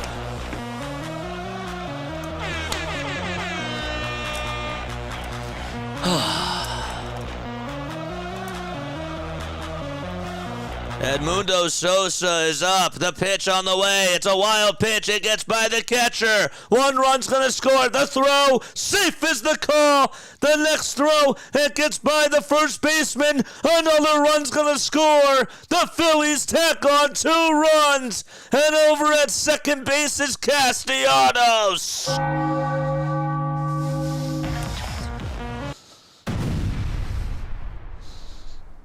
Let's go.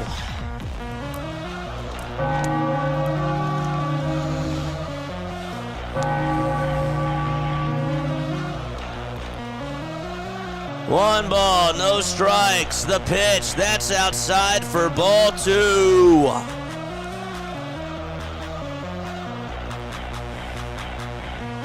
That was weird.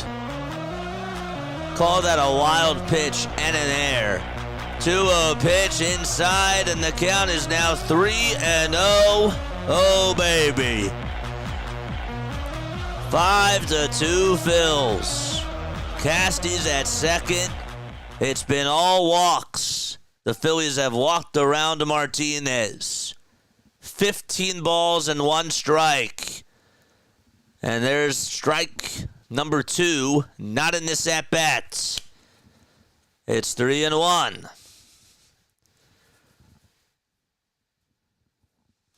And time called by Sosa. Edmundo 2 for 2 with a double and a homer. Let's go. The 3-1 pitch to Sosa, and he stares at a fastball at 98 right down Broadway.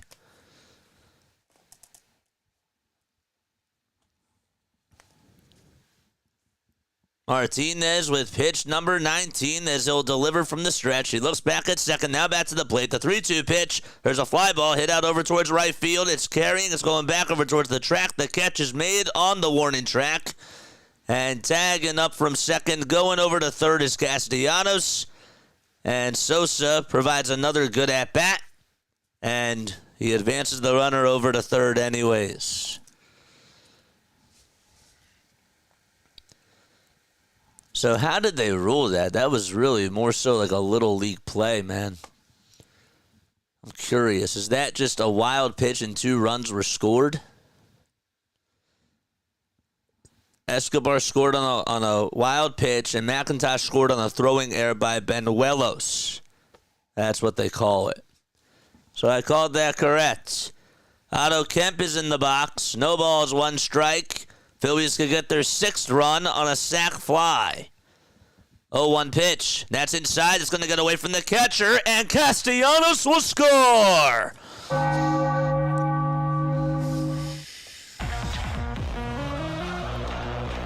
4-2.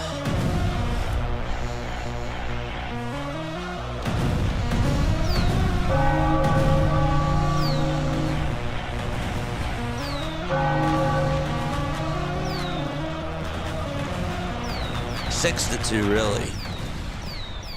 The next pitch, swing and a miss. Did I really say 4-2? It's now 6-2. Come on, man. 1 ball, 2 strikes. Well, so much for a sac fly now. Next pitch, and that's inside and low for ball 2. I really said 4-2, really. It's a 4-run deficit now.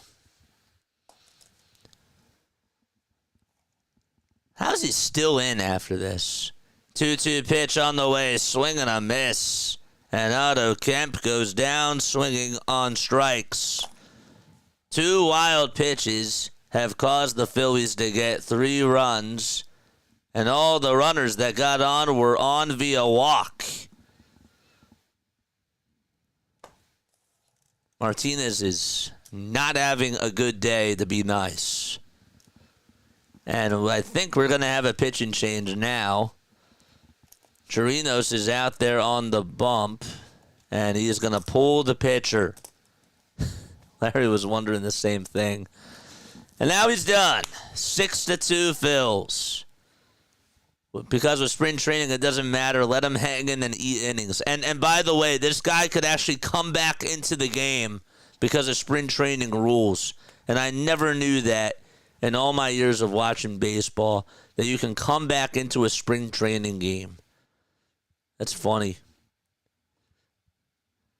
That would make a spring training playoff game kind of cool. Like if Zach Wheeler was pitching a game or something, and he comes back in with like bases loaded in the bottom of the 9th or something, and just gets a win.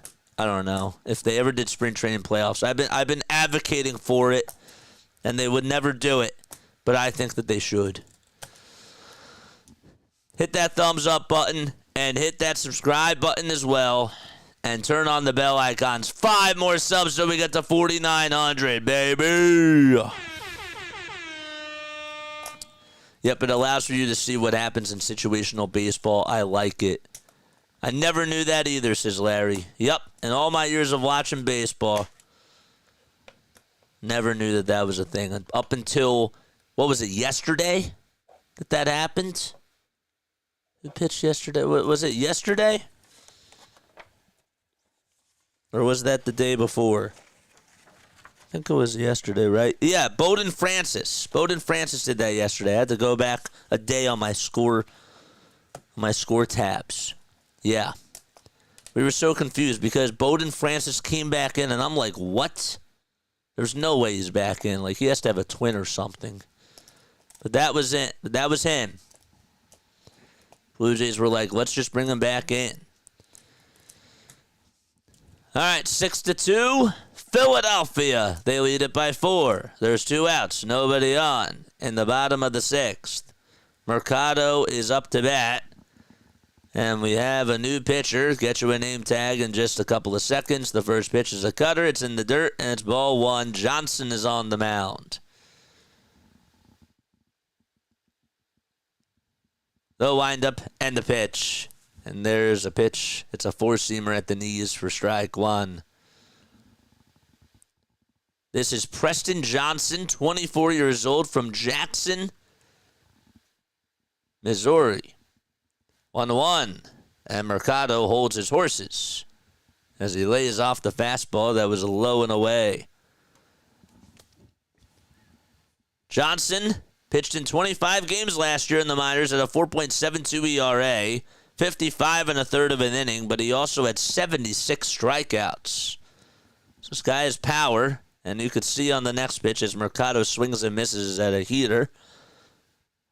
And the count is even at 2 apiece. 2 balls, 2 strikes. And Johnson comes set and fires again. And there's another chopper that's fouled towards the third base side. They're certainly working these pitchers, except the last pitcher didn't really have to do a lot of work for. He just gave you all junk. The pitch, the 2-2, it's popped up and hit over towards the infield. Where is it? It's towards the left side. The shortstop gets under it. They'll make the catch, and the side is retired. We go to the top of the 7th inning. I don't usually do this, but I'm going to take a very quick step off. I will be right back because we're going to have a lot of changes, and I want to make sure I write them all down, and I don't want to bore you. All right, be right back. Stay tuned. Let's go. All right.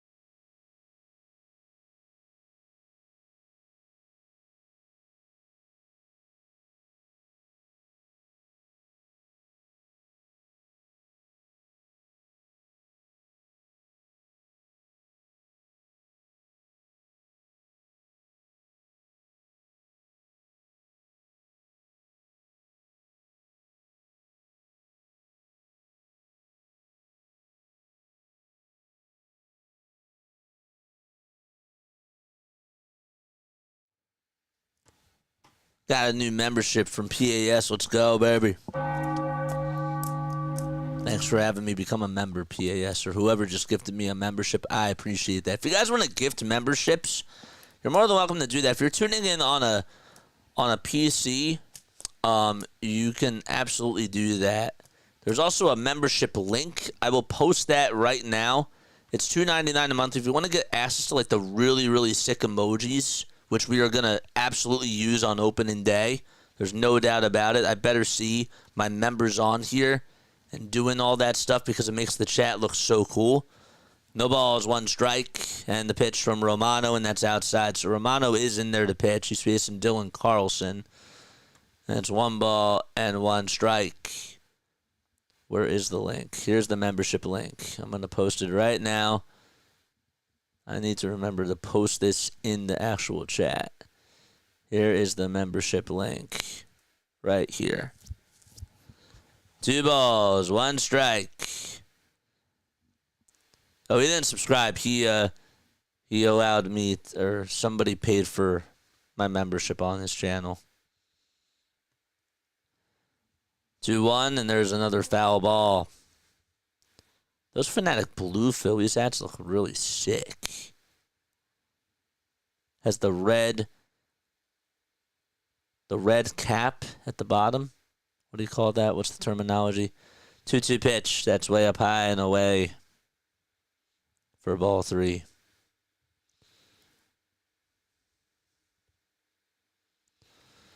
It's 6-2 Phils. They have some new changes. Arroyo is going to play left field for Philadelphia for Kyle Schwarber. Aiden Miller is back. He's over at shortstop for Trey. And the 3-2 pitch is a slider, and that misses low and away for ball 4. And Kobe Mayo.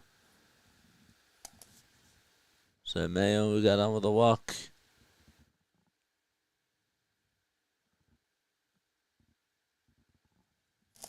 It was Rivera.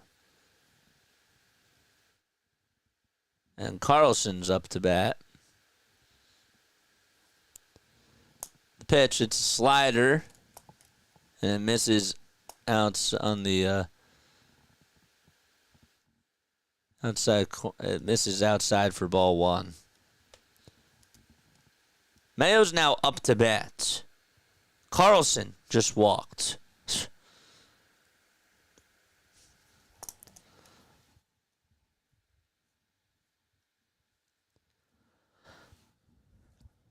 It's no balls, 2 strikes. And the pitch, that's a foul ball. All right, so let's make sure that we get this correct. McIntosh. Kroon is playing out in right field for Nick Castellanos. His day is done. Garrett Stubbs is now catching. Verdugo is over at third base. And out in center field is still Mercado. Oh, no, it's Cal Stevenson. Time called. The count is now 1-2. Romano is the 5th pitcher used today by the Phils. 5 more subscribers till we get to 49 undo. 1-2 pitch and a foul ball hit back over towards the screen. 5 more. Come on, man. We need 5 more subscribers. 5 more, baby.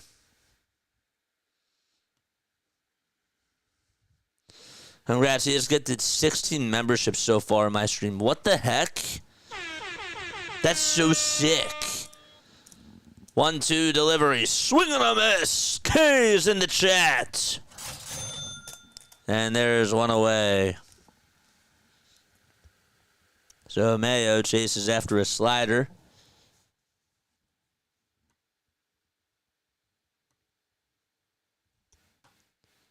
And up to bat now is Machin. That's pretty cool.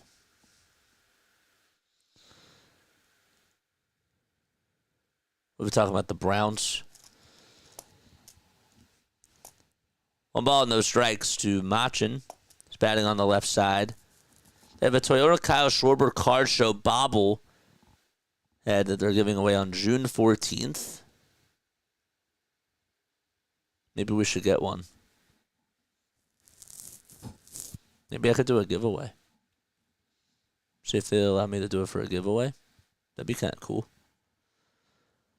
2 balls, no strikes. The pitch. There's a ground ball hit over towards the right side. The flip over the second. There's one. The throw to first. Got him. He's out. 4-6-3 on the double play, and it's stretch time. What a nice bang play by the second baseman Escobar to turn it over for 2.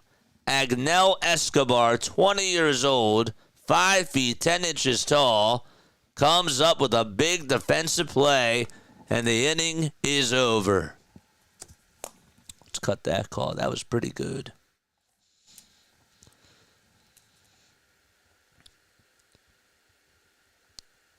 All right.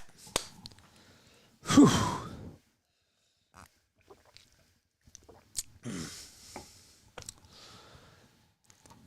Yankees have a 5-4 lead in the bottom of the 7th. Trying to take a look at some other scores. Anything interesting? Miami leads at 8-4. Let's go. Let's look around the other 4 sports. Flyers are still down 2-0. Playing at the WFC. Today would have been a great day to go to the WFC. Darn it.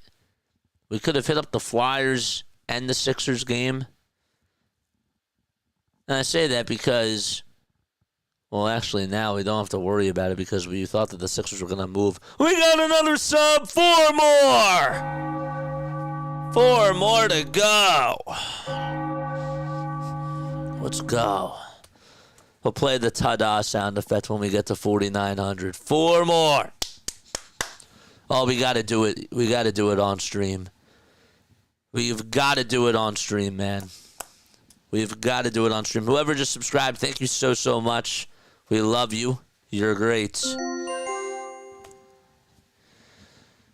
2-0 Devils in the 3rd period. That's the only score going on now there.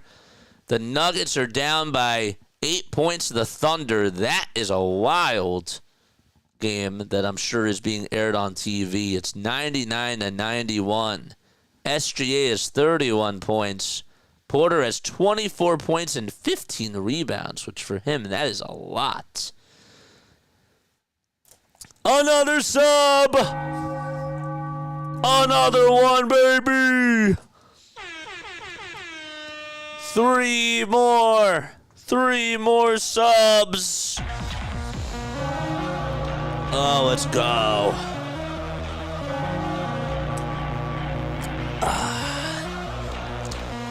All right, back to the at-bat. Christian Arroyo is up in the order. 1 ball, 2 balls, 1 strike.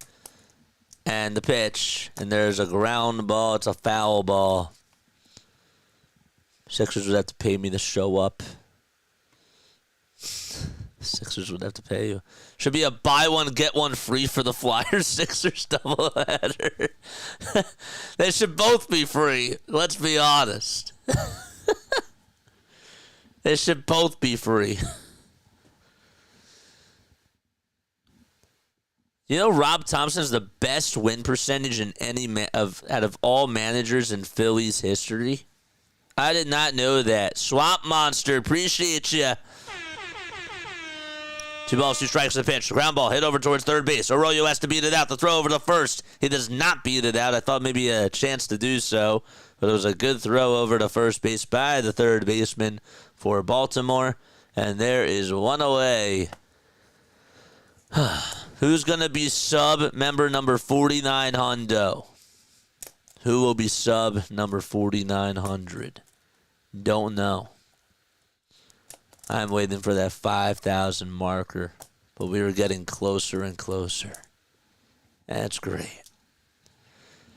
Stubbs is at the plate with 1 out in the bottom of the 7th. Alcantara on the bump. Throws the first pitch down for ball 1.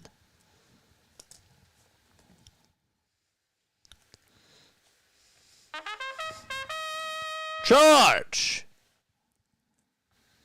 That was a bad one. That's all right. 1-0 pitch. There is a strike called right down the middle. Stubbs has the bat on his shoulder. 1 ball, 1 strike. Alcantara comes set and fires the pitch. Swing and a miss. There are almost zero solutions for anyone to let alone the Browns right now. I can't believe that they gave him that much money. Didn't they just redo the whole Deshaun Watson contract? 1-2, and that's high and in for ball 2. Alcantara gets the signs. 2 balls, 2 strikes. And the pitch to Stubbs, and that's outside and low for ball 3. I'm telling you, man, Garrett Stubbs has been getting hot at the plate. He knows that Marshawn is in the hunting, and I think he's locked in offensively. 3-2 pitch to Stubbs, and he hits this one out over to right field. It's carrying. It's going back over towards the track. The right fielder just has enough room, and the catch is made for out number 2. Just missed that home run. The wind, I gotta tell you, the wind is blowing. Wind is blowing out there. Still in the bottom of the 7th. 2 gone. And Cal Stevenson takes one way up high and inside. That's the duck down low. Escapes the batter's box just to hold his breath.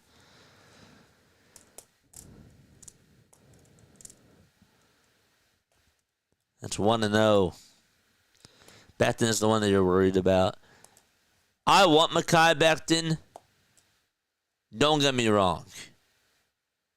At the same time, I trust Stoutland University. I do. No matter where they go and what they decide to do, I trust Stoutland University and Howie Roseman. 2 balls, no strikes.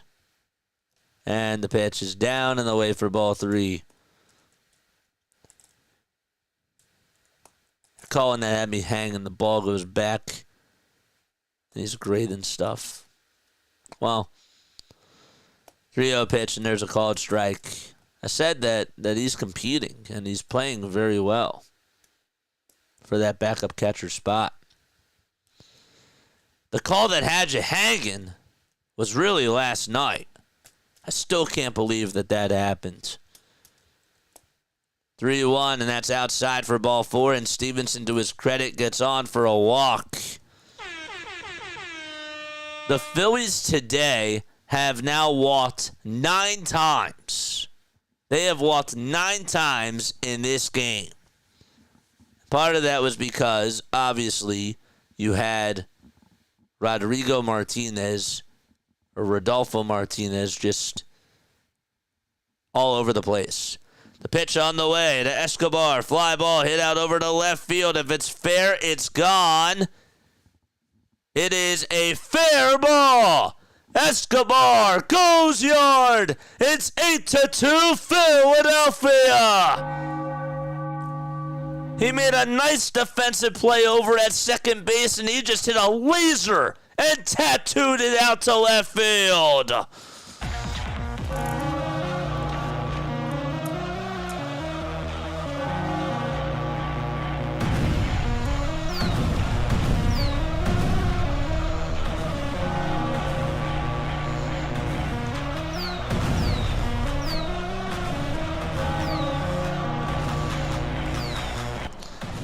No balls, 1 strike to McIntosh. It is an outburst of runs for the Phils. Have yourself a day, Escobar. No balls, 1 strike. The pitch, ground ball. It's a bouncer. It over towards first base. Alcantara has to go cover the bag. And the throw is made over to first base. It's in time. And there's out number 3. 8-2 Philadelphia. We go to the top of the 8th inning. Phillies have done a very good job today offensively. This Escobar guy just ripped that thing. Agnel Escobar, 20 years old. Let's look him up. Agnel Escobar. Good for him for taking advantage of an opportunity.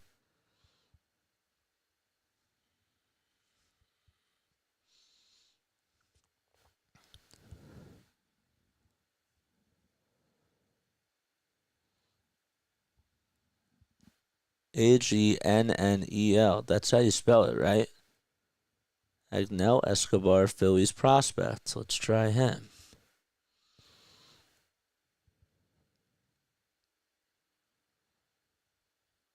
This guy, they say that... Is this the same guy? They call him Arun Escobar. He's 20 years old. He signed at the start of the 2022 international signing period out of Venezuela for $450,000. When he was healthy, Escobar's surface numbers and the underlying data behind them last year point to be a potential breakout. Even when he wasn't putting up numbers in the DSL, he was showing an advanced approach at the plate with a lot of walks to go along with minimal swing and miss or chase. While he was making a lot of contact, he wasn't finding the barrel. He learned last year how to get his body behind the ball from the right side of the plate, allowing him to impact the ball a lot more consistently and start tapping into his raw power. They call him small, stocky, and strong. He's shown a knack for stealing bases. Defensively, he's gotten most of his reps at second base. He'll continue to play there, but he also will keep getting time at third. It's great. Top of the eighth, and the pitch. Line drive hit out over towards right field, and there's a leadoff single to start off the top of the eighth inning as Orion Kerkering is gonna pitch for the Phils. 3 more subscribers.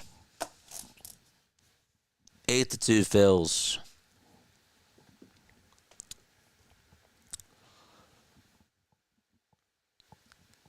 Lots of good things to note today from the offense. The pitch from Kerkering popped up and hit over towards right field, and the catch is made by Kroon for out number 1. Future replacement for Baum. Probably not, because they're going to probably go to Miller over at third, unless they trade him, which I don't see why they would do that. Aiden's going to hit in the top of the 9th, right? He's due up in the order. I just want that guy to get a hit, man. That's all I want. If Aiden Miller gets a hit in spring training, I will do something absolutely wild. No balls, 1 strike. Chat, comment down below. What should I do if Aiden Miller actually gets a hit in spring training? What should I do? Give me ideas. Orion Kerkering last year at a 2.29 ERA in 64 games pitched. 1-1. There's a called strike 2. Oh, yeah, I forgot Miller. How could you forget? Just kidding. 1-2 pitch. Swung on and missed. Orion Kerkering goes up the ladder. And there's out number 2. Fastball looks good. It didn't flatten out, nothing. Looked like he sort of used the wind to his advantage as well. The pitch goes with a sweeper. And that is swung on and missed. Chug a chase of Miller Lite. If Aiden Miller gets a hit, we'll chug a chase of a case of Miller Lite. There's a foul ball. Back over towards the screen. Come on, man. 3 more subscribers. Or else we're going to have to come back on tonight to get our 49th, 100th. Well, we are going to be back on tonight, but that's when we're going to have to get it then, I guess. 0-1 pitch, and Kirkring allows a fly ball to go out over towards left field. It'll stay in the yard, though, and the Phillies will make the catch, and the inning is over. It's 8-2 Philadelphia as they lead it by 6, and they go to the bottom of the 8th inning. Orion Kirkring, very good stuff today. Looks pretty good out in the 8th, and we go to the bottom of the inning. Okay. Yeah, the Flyers did score. They did that while Escobar homered. I'm happy I waited on that call there. I learned something I learned yesterday for basketball, even though the game wasn't live and it wasn't on a local network and they were on national networks and it wasn't even they were doing other games. But the one thing that I learned is to wait for a signal, and if it looked like it was close, to wait. And I didn't think anything of it yesterday, but the thing with home runs too is if it's fair or not, you can take that extra second. Don't just say something that happened and go into it blindly. Sometimes you just got to wait. And I'm happy I did that with this call. I thought that was nice. Thought it was good. Is it a fair ball? I said if it's fair, it's gone, and that was the right approach. It's nice.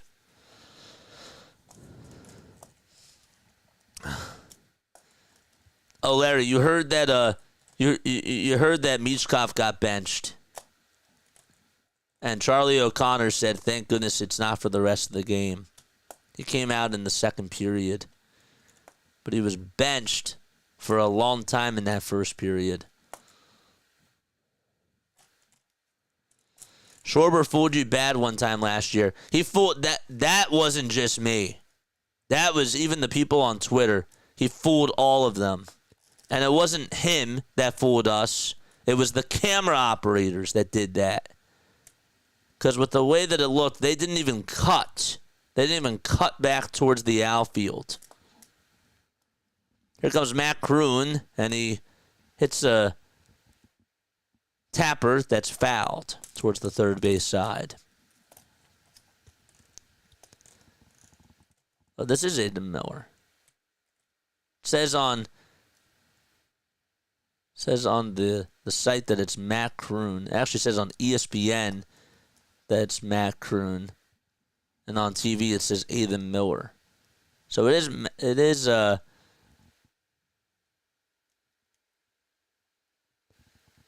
Aiden Miller. I see it on the jersey. NBC has it right. 1 ball, 2 strikes, and the next pitch is taken outside for ball 2. So Aiden Miller is up to bat. It is 2 balls and 2 strikes. It's not Matt Kroon. And the pitch to Miller. Fly ball hit out over towards left field. It's carrying. It's going back towards the track. And it hits off the top of the wall. Aiden Miller rounded second and goes back to the base and gets on with a stand-up double. Good pitch for Aiden Miller to hit, and he knocked it out to left center. Good job. That's his first hit as well of spring training. All right, time to go chug a Miller. Time to chug a Miller now. It's Miller time. I spoke it into existence. I don't think I have a Miller with me. The pitch, and this is to Matt Kroon, and Kroon takes it up high and away. Larry's laughing.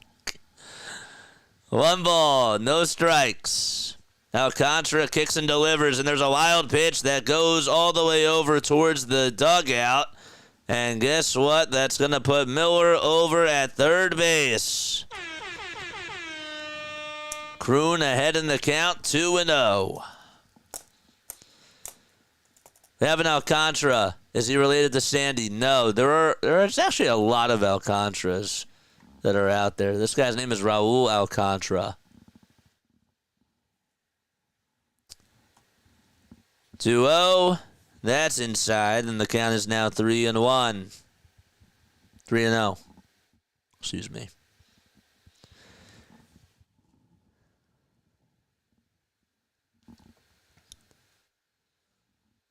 Three balls, no strikes. The windup and the pitch, and that's outside for ball 4. And that'll put runners over at the corners. Yeah, let me double check, though. Let me double check, though. I will make sure to do that because that is a good. It's a good question. But there are different types of Alcantaras out there. There's actually one who's a Dominican professional baseball pitcher for who plays in the Mexican League, and he was on the Oakland Athletics. 8-2 Phils. And now it's Anthony who comes up to bat. And he takes it outside and low for a ball.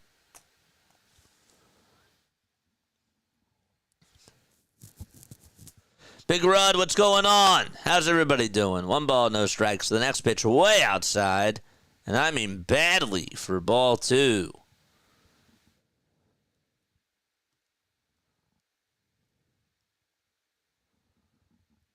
Keaton Anthony from Fort Wayne, Indiana.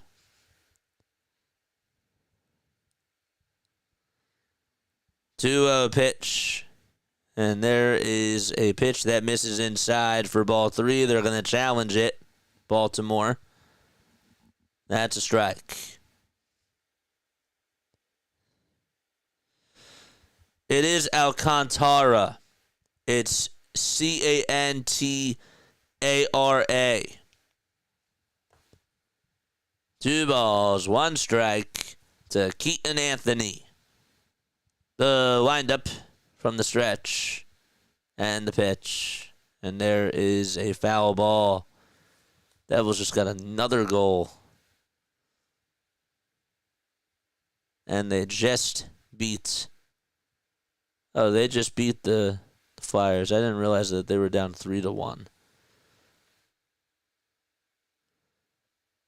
2 balls, 2 strikes. The pitch, and a good take by Anthony. That slider looked pretty deceiving, and probably Trey Turner, not to throw shade, but guys like Trey Turner and Castellanos would have had a really hard time holding up on that pitch. The 3-2 delivery, and there's a fly ball hit over towards foul ground towards the right field side. And the sliding catch is made for out number 1. And the Phillies will have the runner from third tag up, and Miller will score. And that makes it 9-2 on the sac fly by Keaton Anthony. And the runs just continue to come. We only have 37 likes. We have got to get to 50. Come on, man. We've got to get to 50. Mods, this is why we need you. We got Chirinos coming out there to make a pitching change. And a 9-2 lead for Philadelphia. Runner from first is still there.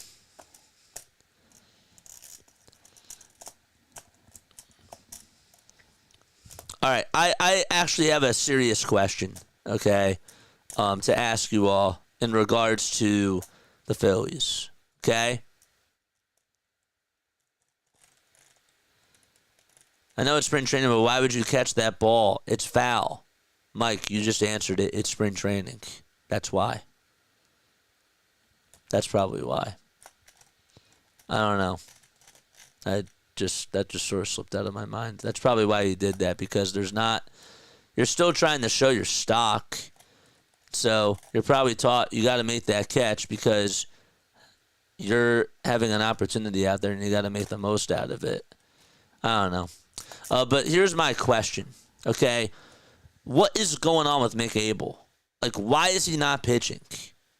There really hasn't been an injury that's been reported on Mick. Why is he not pitching? Has Rob actually answered that question? Or have there been reports that I've missed? Like, I really want to know. Why is Mick not pitching, and why is nobody not talking about it?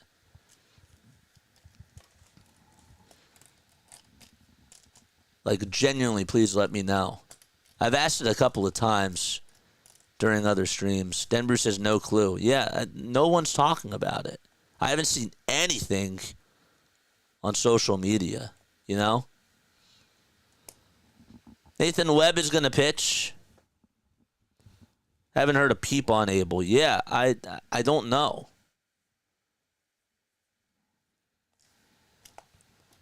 I find that weird. Bottom of the 8th, 1 out, and the pitch is down and away, and it almost got by the catcher. This guy Benuel is just having a very hard time blocking pitches.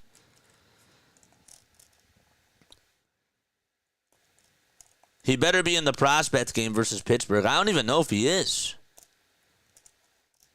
I don't know. I haven't seen or heard anything either, says Scott. Yeah.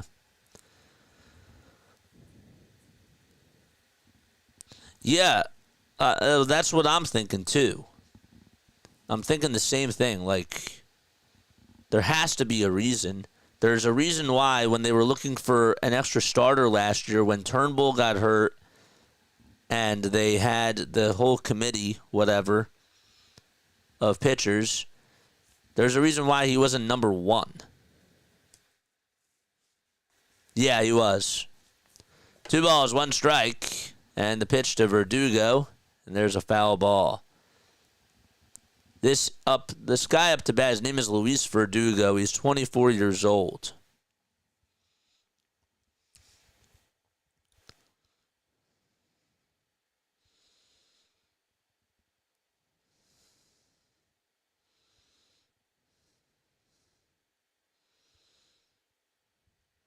Two balls, 2 strikes.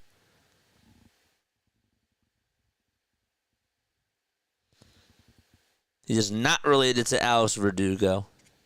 Just wanted to let you know. 2-2 delivery, and there's another foul ball. Continue to like and subscribe. And hit the notification bell icons.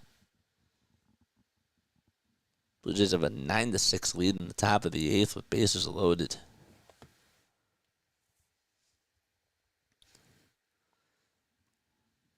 Two pitch. Nets up high for ball 3.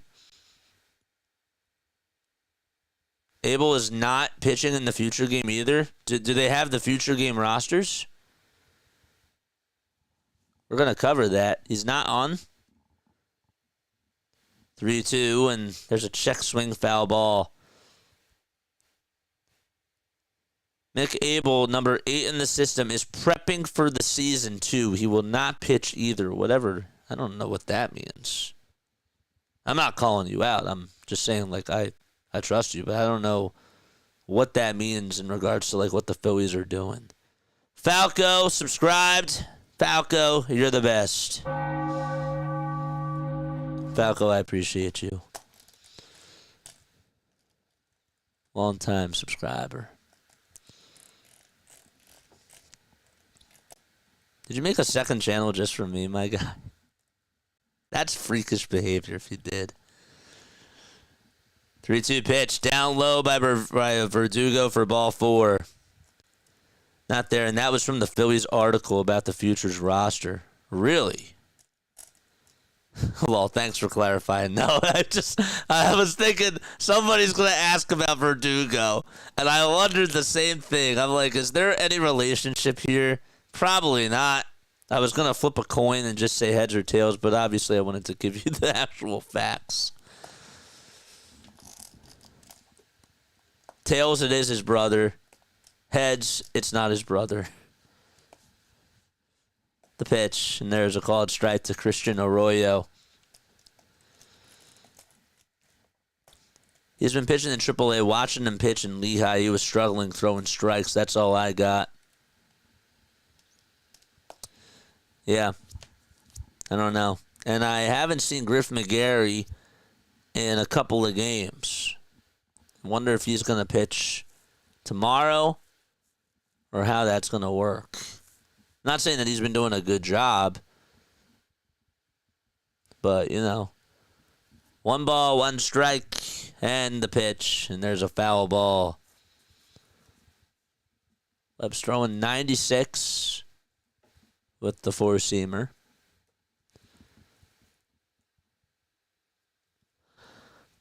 Yeah. The fact that we had to go to Mercado and the whole committee with Tyler Phillips, yeah, says that we're not, our minor league system is not there with the next pitcher except for Andrew Painter. But they're not ready with him. There's been a couple of Arroyos, too. You got Bronson Arroyo. 1-2, and there's a line drive base hit by Arroyo, rounding third, and coming in to score is Kroon, and it's 10-2, Philadelphia. Save some runs for tomorrow, boys.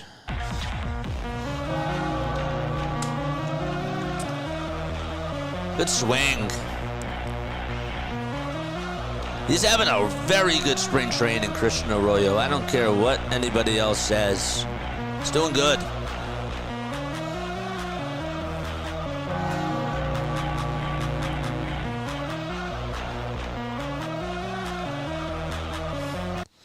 And now it's Stubbs coming up. And the first pitch, he takes it way up high and away for ball 1. Battling for that final infielder spot is going to be interesting. And Arroyo is having a good spring. I don't even know if he's going to make it to the roster. 1-0 pitch, and that's going to pop away from the catcher. It actually bounced in the dirt, and the catcher, Banuelos, looked up for like 4 seconds and then finally found the ball. He's like looking around. He's like, where's the ball? Aha, there it is. And he got over to it, and it's a wild pitch. I'm about to ask T-Mac on Twitter. He usually answers fans. That's a very, very good idea. 2 balls, no strikes. And the pitch to Stubbs. Fly ball hit out to right field. That's going back towards the track, and it's off the top of the wall. The Phillies will get 12 runs, and Stubbs continues to hit the baseball very sharply. It's a 2-run double for Garrett Stubbs, and the Phillies are stomping on Baltimore.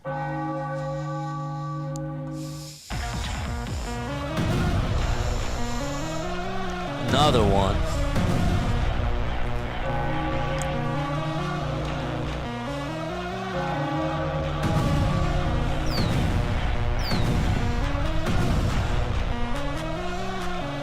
And now Cal Stevenson's up to bat, and he takes the next pitch high and away for ball 1. Let's go. Just keep tacking on these runs. I like the sound of that. Charge! 1-0 pitch, and Stevenson takes the next pitch outside for ball 2. Stubbs is low-key beating out Marchand this spring. Offensively speaking, you're right. That's what I've been saying. That's what I've been saying, man. I've been saying that for the last couple of days. The 2-0 to Stevenson. There's a fly ball hit out to left field. It'll stay in the yard. The left fielder gets under it shy of the track. He'll make the catch, and 2 outs recorded. Keep hitting that like and subscribe button. I hate that wall, man. Like, it's like a double. They have a wall, and then right behind it, it's a fence that's just a little bit higher.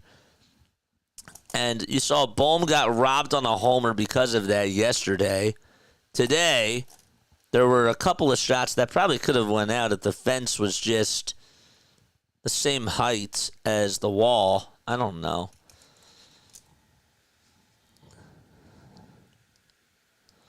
One ball, no strikes to Escobar. There's a check swing ground ball hit back over towards the mound, and this should wrap up the inning, and it will. All right. It's 12-2 Phils as we go to the top of the ninth. All right. Do we expect Stubbs to run a 917 OPS against the rest of the league? I mean, no, but, like, I'm saying that he's hot. You know? Like, good for him.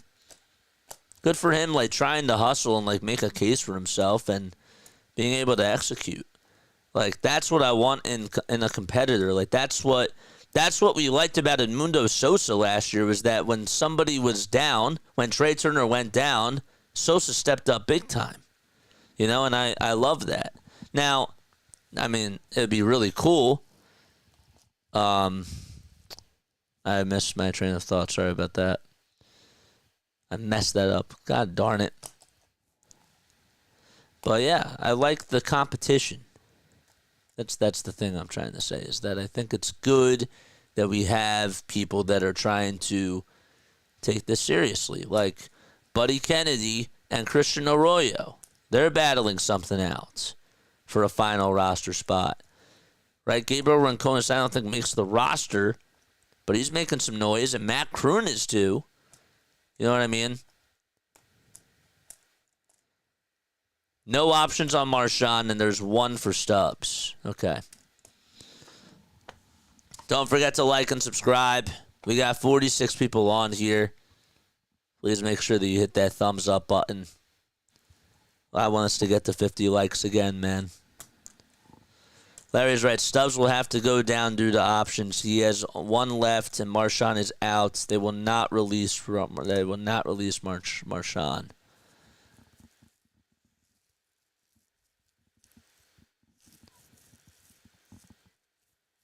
What's up, Omado?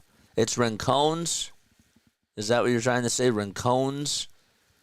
Or Rincones?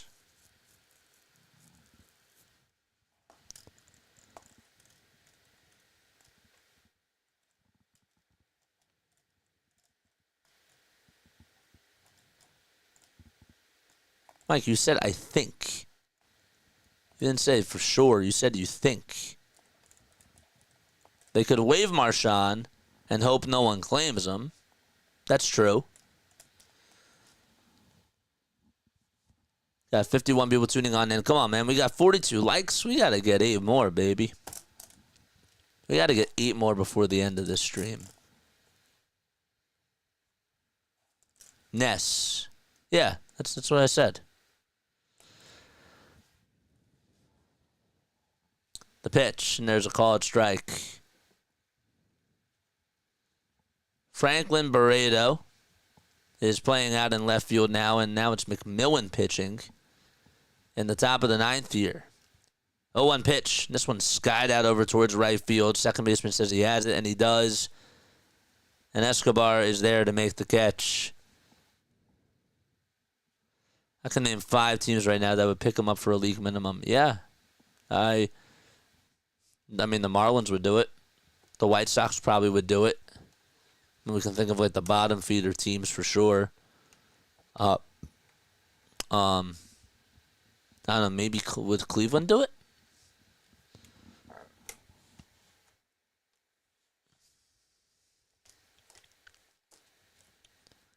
The pitch, and that's taken for a ball. I said it a week ago. I'll see you guys. I'm gonna take a break from here. Okay, man. Sounds good. 1-0 pitch, and that's taken outside and high for a ball.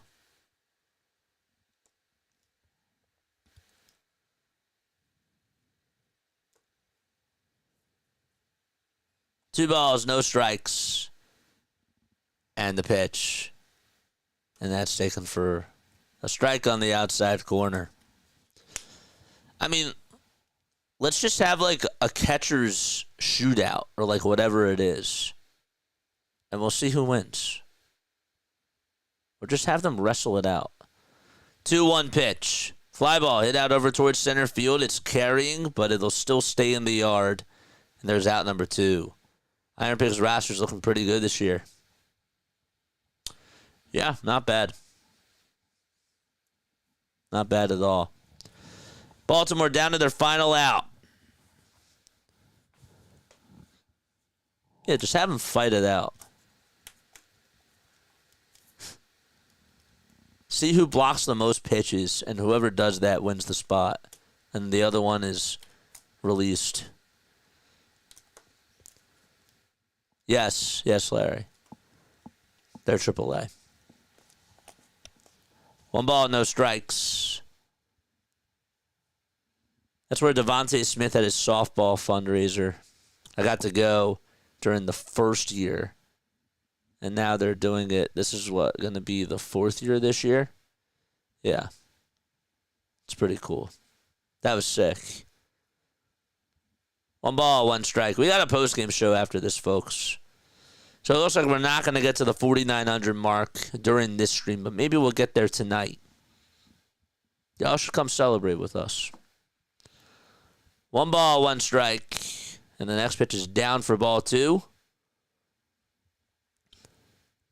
2-1 pitch. There's a pop-up hit out over towards shallow right field. First baseman gets under it, and he'll make the catch. And the game is done. Phillies win by a final score of 12-2. They do a very good job today offensively speaking. Rob Thompson has to be happy with his ball club and how they did today, because this was, I think, their best overall spring training game that they've had. And I have things that I want to talk about, but for those of you who are signing off right now, thank you so much for tuning on in. Hopefully I see you back tonight. If you're not into basketball, hopefully I'll see you back tomorrow. And for the rest of you that want to tune on in to this post-game wrap-up, we're going to do that. All right? We're going to do that right now. Okay. Let's pull some things up as notes. All right. Time to go to the monologue screen. Okay. Hi, everybody. Thank you all so much for tuning into the post-game show here on Play-by-Play with JJ. And now you get to listen to all these takeaways, man. All right? A very good day.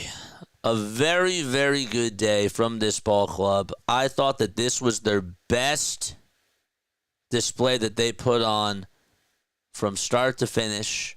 Okay? And what does it really mean in the long run? I don't know. But we assess this team game by game, and we talk about the good, we talk about the bad, we talk about the great, the not so great, and whatever. All right, we'll start off with pitching like we usually do. Ranger Suarez, that guy topped off his fastball at 92.5 miles per hour today. This was first half Ranger Suarez from last year, and he was dominating that strike zone. I said in the game that he was pitching like Cliff Lee, just throwing strikes after strikes after strikes, and he was just automatic and not dripping any sort of sweat. He went 3 innings today. He gave up just 1 hit, 1 earned run, 2 strikeouts. He had no walks allowed. In that first inning, that Ryan Mountcastle at bat was interesting to me. I'm going to go back to that at bat really quickly. Let's go back to the play-by-play. Mountcastle, if I remember correctly, he struck out looking. So the first pitch was a ball. That was actually the first time he actually got behind in the count.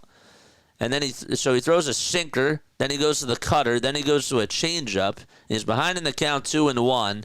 And he throws a curve, which I didn't think he was going to do there. I was thinking he was going to go to the changeup. But he went to the curve on the 4th pitch, came at 72, and then Mountcastle was caught guessing on a nice 4-seamer that was on the outside corner, just caught the plaque. And I think he was thinking changeup or something off speed, and he won that battle there. There's a big out. Kierstad gets behind in the count, actually works up a very good at-bat, puts up an 9-pitch at-bat, and then Ranger got him out with the sinker, and he grounded out to end the inning. Kierstad put up probably the best at-bat today against Ranger, and then in that second inning, besides the double to Rivera, which was a flat sinker, he pitched really well.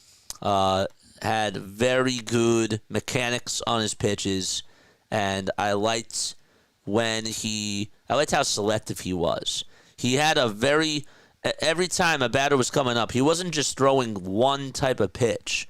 There were a whole plethora of pitches that he was going to, and I think that that's what makes him so deceptive, is that you don't have to have the fastest fastball in the world, but how can you be creative when you're pitching and trying to dominate on all cylinders? Sometimes you have somebody like Aaron Nola who just has that one pitch and goes to that knuckle curve, or the changeup by Christopher Sanchez. You have that type of off-speed pitch that just gets batters to bite. Ranger is a different beast because Ranger doesn't go to that one pitch. He has plenty of other pitches that he just tries to paint, and sometimes it'll miss, but most of the time it's a strike. And when you're watching him wind up, the way that he grips the ball too is also really deceptive as well. You don't know what he's going to pitch. You have no idea what's coming out of that hand. And he doesn't show his cards. You know what I'm trying to say? I think that that's why Ranger has had a lot of success for the most part during his career here as a Philadelphia Philly. Now, last year, we know what happened in the second half. I think that they rushed him back personally from the injury that he was dealing with. But even though he did good in the playoffs against the New York Mets, it was still a question mark, and he did go out there and he gave it his all. Healthy Ranger Suarez is fun to watch.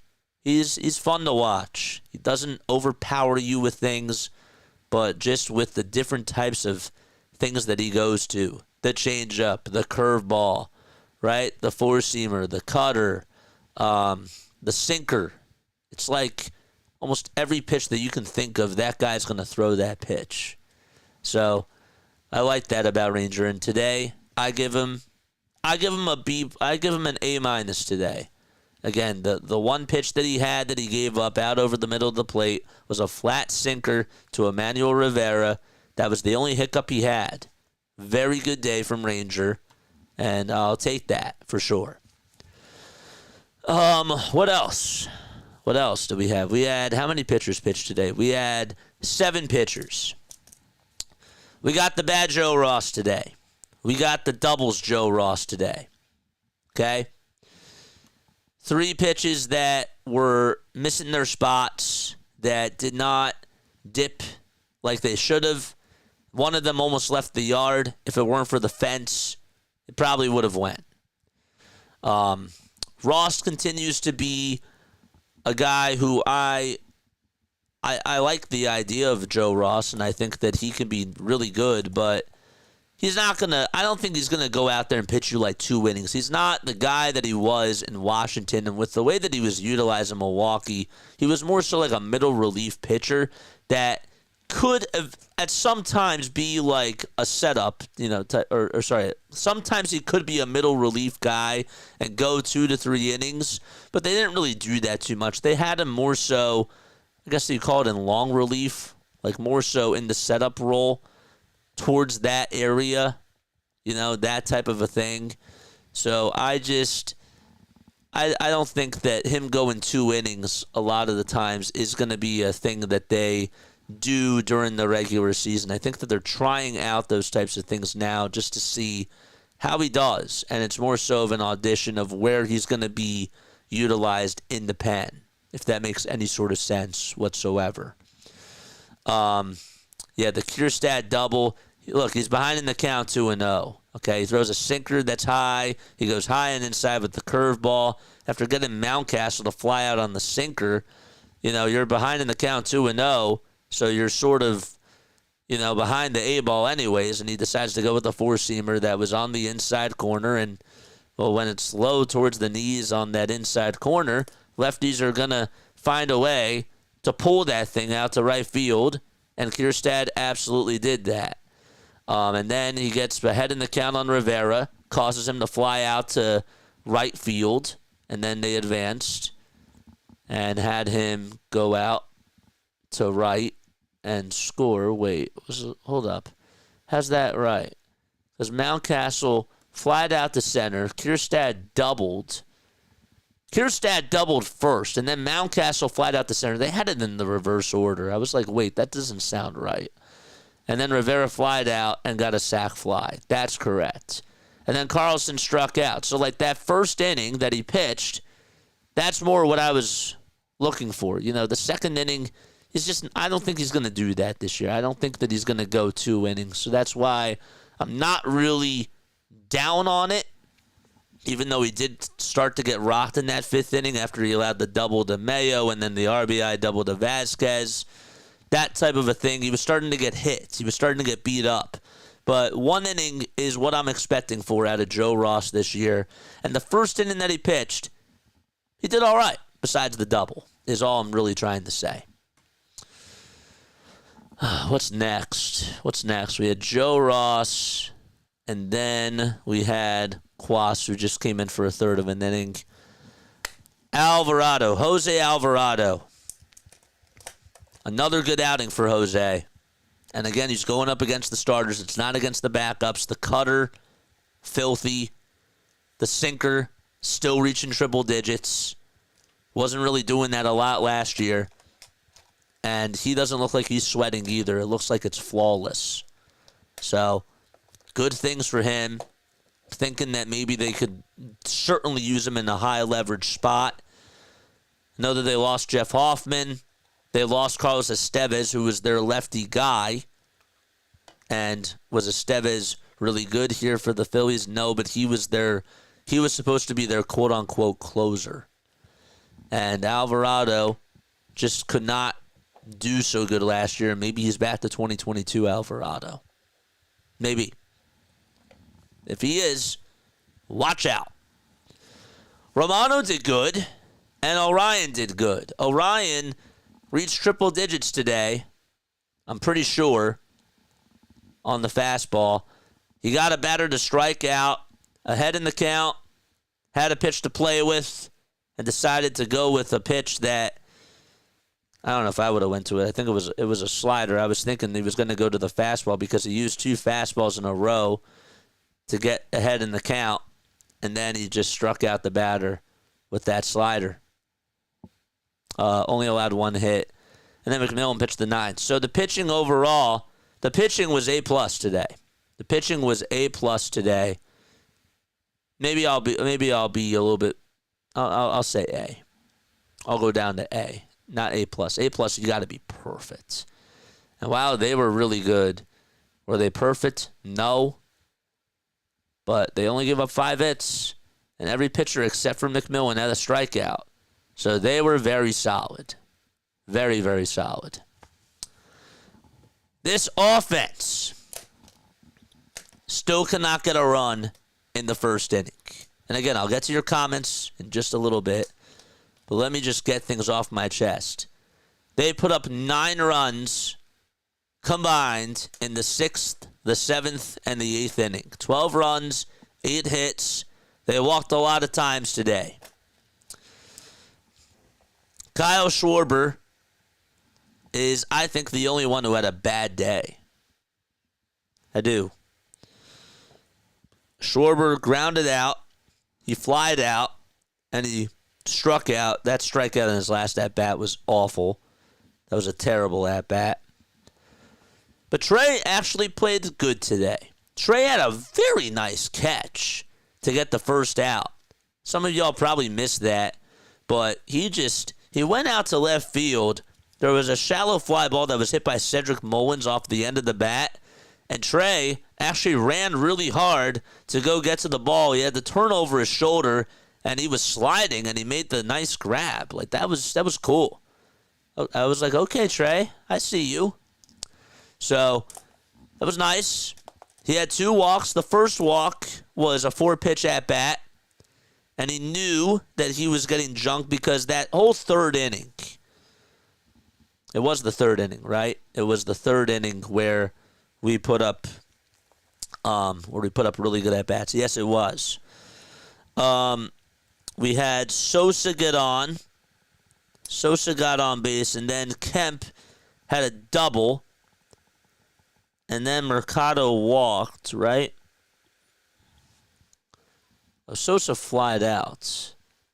let's go back to the play-by-play. 1 second. Hold up real quick. Sosa homered. That's right. He homered. I couldn't even read my handwriting. Edmundo hit the home run in that inning, and then Kemp got on with the single out to left, and then Mercado walked on 4 straight pitches. So this guy Ward is behind in this inning. He gave up 5 pitches to Edmundo Sosa. Sosa battled during that at-bat. That's when things changed. In that 3rd inning, I thought that we were battling and putting up our best at-bats by making this guy throw pitches. Kemp singled, not on the first pitch. He got a cutter that was hanging on the inside corner, drilled it out to left, and got on with a single. And then Mercado, 4-pitch walk, because this guy's getting tired. This guy is starting to leak oil a little bit. And so we have bases loaded. And then Schwarber got underneath the fastball. Sorry, we have runners at first and second. Runners are on at first and second. Schwarber takes the first pitch. It's a cutter. Then he gets a sinker right down the middle. He got underneath it. I still would have swung at that pitch. I know that was his pitch. But he got himself out.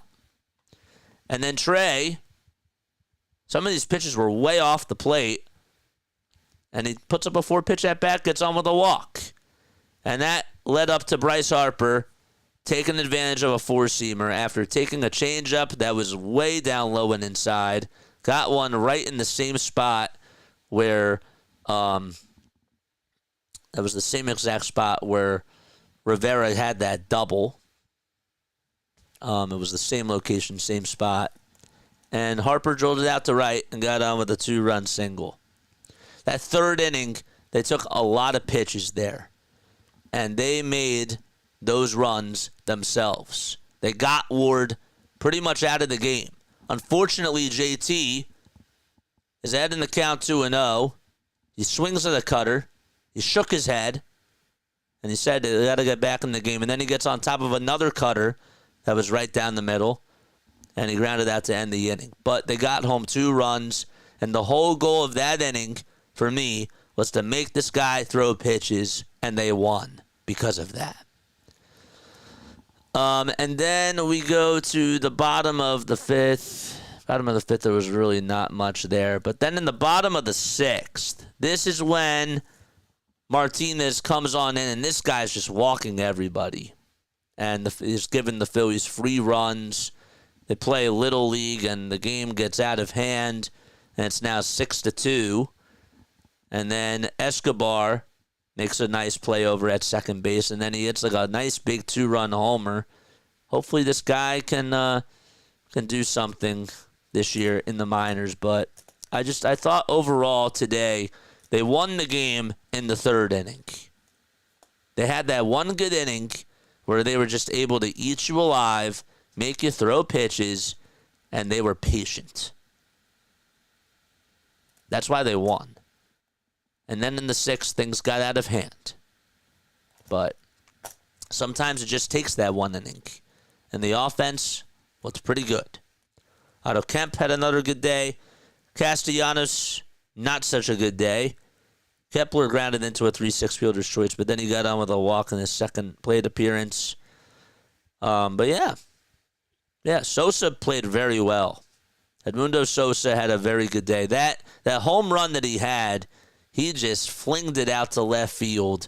It wasn't even a full swing, like an actual, I don't want to say like a home run swing, but it wasn't like a hard hit where he has like 2 hands on it and it's a rocket. Like that thing was just sort of, he golfed at it and just flinged it. And it just had enough to go out. That tells me that he has pop in his bat, like underrated pop. And he got it out. And he missed a second home run. But he still got on with the double. So, yeah, my notes were a little bit disorganized today. I was doing more so just a lot of stuff from memory. I was doing more stuff from memory too, but I'm just saying that today I was a little bit all over the place. But I just think overall, when we recap everything today and we tie it all together in a bow, it's a performance all around from everybody. Did Baltimore have an inter-squad game today? Yes. But they played who was out in front of them, and they did their job. So, I'm happy. I'm very happy with how it went. Ranger did great. And, yeah. Let's get to your comments. Let's talk about this. Anyone can be out in spring. We've seen what Stubbs does versus MLB pitching. I want to see what Marchand can do with a recent sample size. Yeah. We don't have much in the pipeline as far as catchers go. Maybe one season left for JT behind the plate.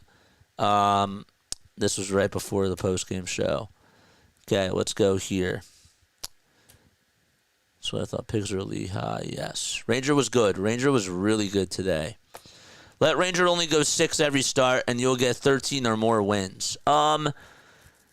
Yeah, but let's hope that the offense can bail them out too, because that's the other thing that we have to remember is this offense, if it's a 2-run game, the bullpen can only do so much for you, and so I know that Ranger can only do so much too, but you got to think about situations as well. I'm just praying that this offense this year is not going to be carried by the pitching. And I love the pitching. I think that the pitching has been very good for the Phillies, and that was the reason why, that was a main reason why they got off to that really, really hot start, because their pitching was unstoppable. Remember that one series that they had against the Milwaukee Brewers where they only put up 6 runs in that series, and they won the series 6-2. That wasn't offense. That was pitching. And that really summed up the whole first half of the season with how great their bullpen was. Matt Strahm was reaching ERAs that hadn't been seen in first halves in a very long time for the Phillies. And Ranger, Sanchez, Spencer Turnbull, and Zach Wheeler and Aaron Nola were pitching like they were not only the 4 aces, but 5 aces. That's how great they were doing. And that's a testament to how great the pitching was. I hope that this year it's a mixture of both, where the pitching can carry you and you can rely on them some of the time, but the offense is just consistent. And I don't think that we're going to get a consistent offense this year. But part of the reason why I still think that we make it to the playoffs and we still get a lot of wins, close to 90, is because of the pitching. I hope that makes sense. Super efficient when he's good. They can't milk him dry. He isn't an inning eater, which is fine. Use him in a tight 6 and play for him. Easy wins. Yeah. We'll get plenty of innings from Wheeler and Nola this year. I agree with that. What else? Yes. I will make sure that I check my Discord stuff, I promise. But yeah. I think we're like 6 and 8. Don't know. I don't know how many minutes we have. Call it a hostile takeover, but if you think merge is what we did, sure, buddy. All right, what's going on? Yeah, man. So that's all. Anything else that's serious in the chat? Anything else on takeaways? Overall, if you were to give me a letter grade, what would you say was the letter grade for today? If you were to grade the Phillies on their performance today, I'm going with an A. I'm going with an A performance overall. From start to finish, from the top of the lineup to the bottom of the lineup to the pitching, I think it was an A. The defense did good. You know, this was one of those games where you could just put your feet up and you could relax. And you didn't really have to worry about anything. So, A is what I'm going to go with for the Phillies. Broken Bell says A+. I'd be happy with 5 2/3 of good Ranger every time out. Yeah. I think that's fair enough. I just want us to remember, too, that sometimes you're going to have to rely on him, which it might sound unfair, and it shouldn't have to be like that, but Rob is going to try to do everything he can to get the most out of his starters. I just feel like that's what it's going to be. JJ gets an A. Larry says A, too. Yeah. I'm there. I'm there with you all. All right, I have got to take a step off. All right, I got to be back on at 7:30. I'm not going to lie. I want some food, and I want to just take a little bit of a break. But I do love you guys. I appreciate each and every one of you for being on here. We still got 24 people tuning into our post-game show. That's pretty sick. It's going to get better when the season comes, and we're going to have a whole format. And like I said, the 5 to 10 minutes that we have during the transition of the end of the game to the post-game is going to be very, very good for us to write down notes and to just refresh our memories on things that went well. This is more so off the top of my head for the most part. So, wondering if Sanchez can be a 200-inning guy. Yeah, we'll have to wait and see about that too. That's an interesting question mark for this year. But I like this pitching, man. I really like this pitching, and I don't think... I'll leave you with this.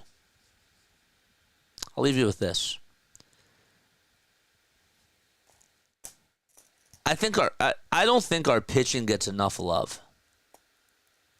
I don't think our starting pitching gets enough love from Major League Baseball because they look at the team and they say to themselves, well, what a high-power offense this team has with Kyle Schwarber, Bryce Harper, JT Realmuto, Alec Bohm, and Nick Castellanos, and they overlook our pitching. I do. I genuinely believe that they overlook our starting pitching, the national media. And if the Phillies do go far this year, the main reason why is going to be because of their pitching. And look at how great they've done so far in spring training. Just keep your eyes on the pitching, man. I think that the pitching is going to carry us. And realistically speaking, that might be the only way that we get to the World Series, is to have the pitching carry us, whether you like it or not. It shouldn't have to be the case. It should be both, right? But guess what? Everybody thought that the Eagles' offense was going to carry them. And while Saquon Barkley did carry that offense, that defense was scary, scary good. And they had a balance of that. Sometimes, though, the defense won them that game. Sometimes it was the offense that won them that game. Sometimes it was just pure domination. And I'm hoping that we sort of get that type of a feeling with the Phillies this year. But I think more so, rather than not, the pitching is going to bail us out time and time again this year. So just be aware of that and just be conscientious of that is what I'm going to say. All right. Love you all. I'm done. I'm going to wrap it up. But I will catch you all tonight at 7:30 p.m. Eastern Time. All right. Bye-bye. Catch you all in the next one.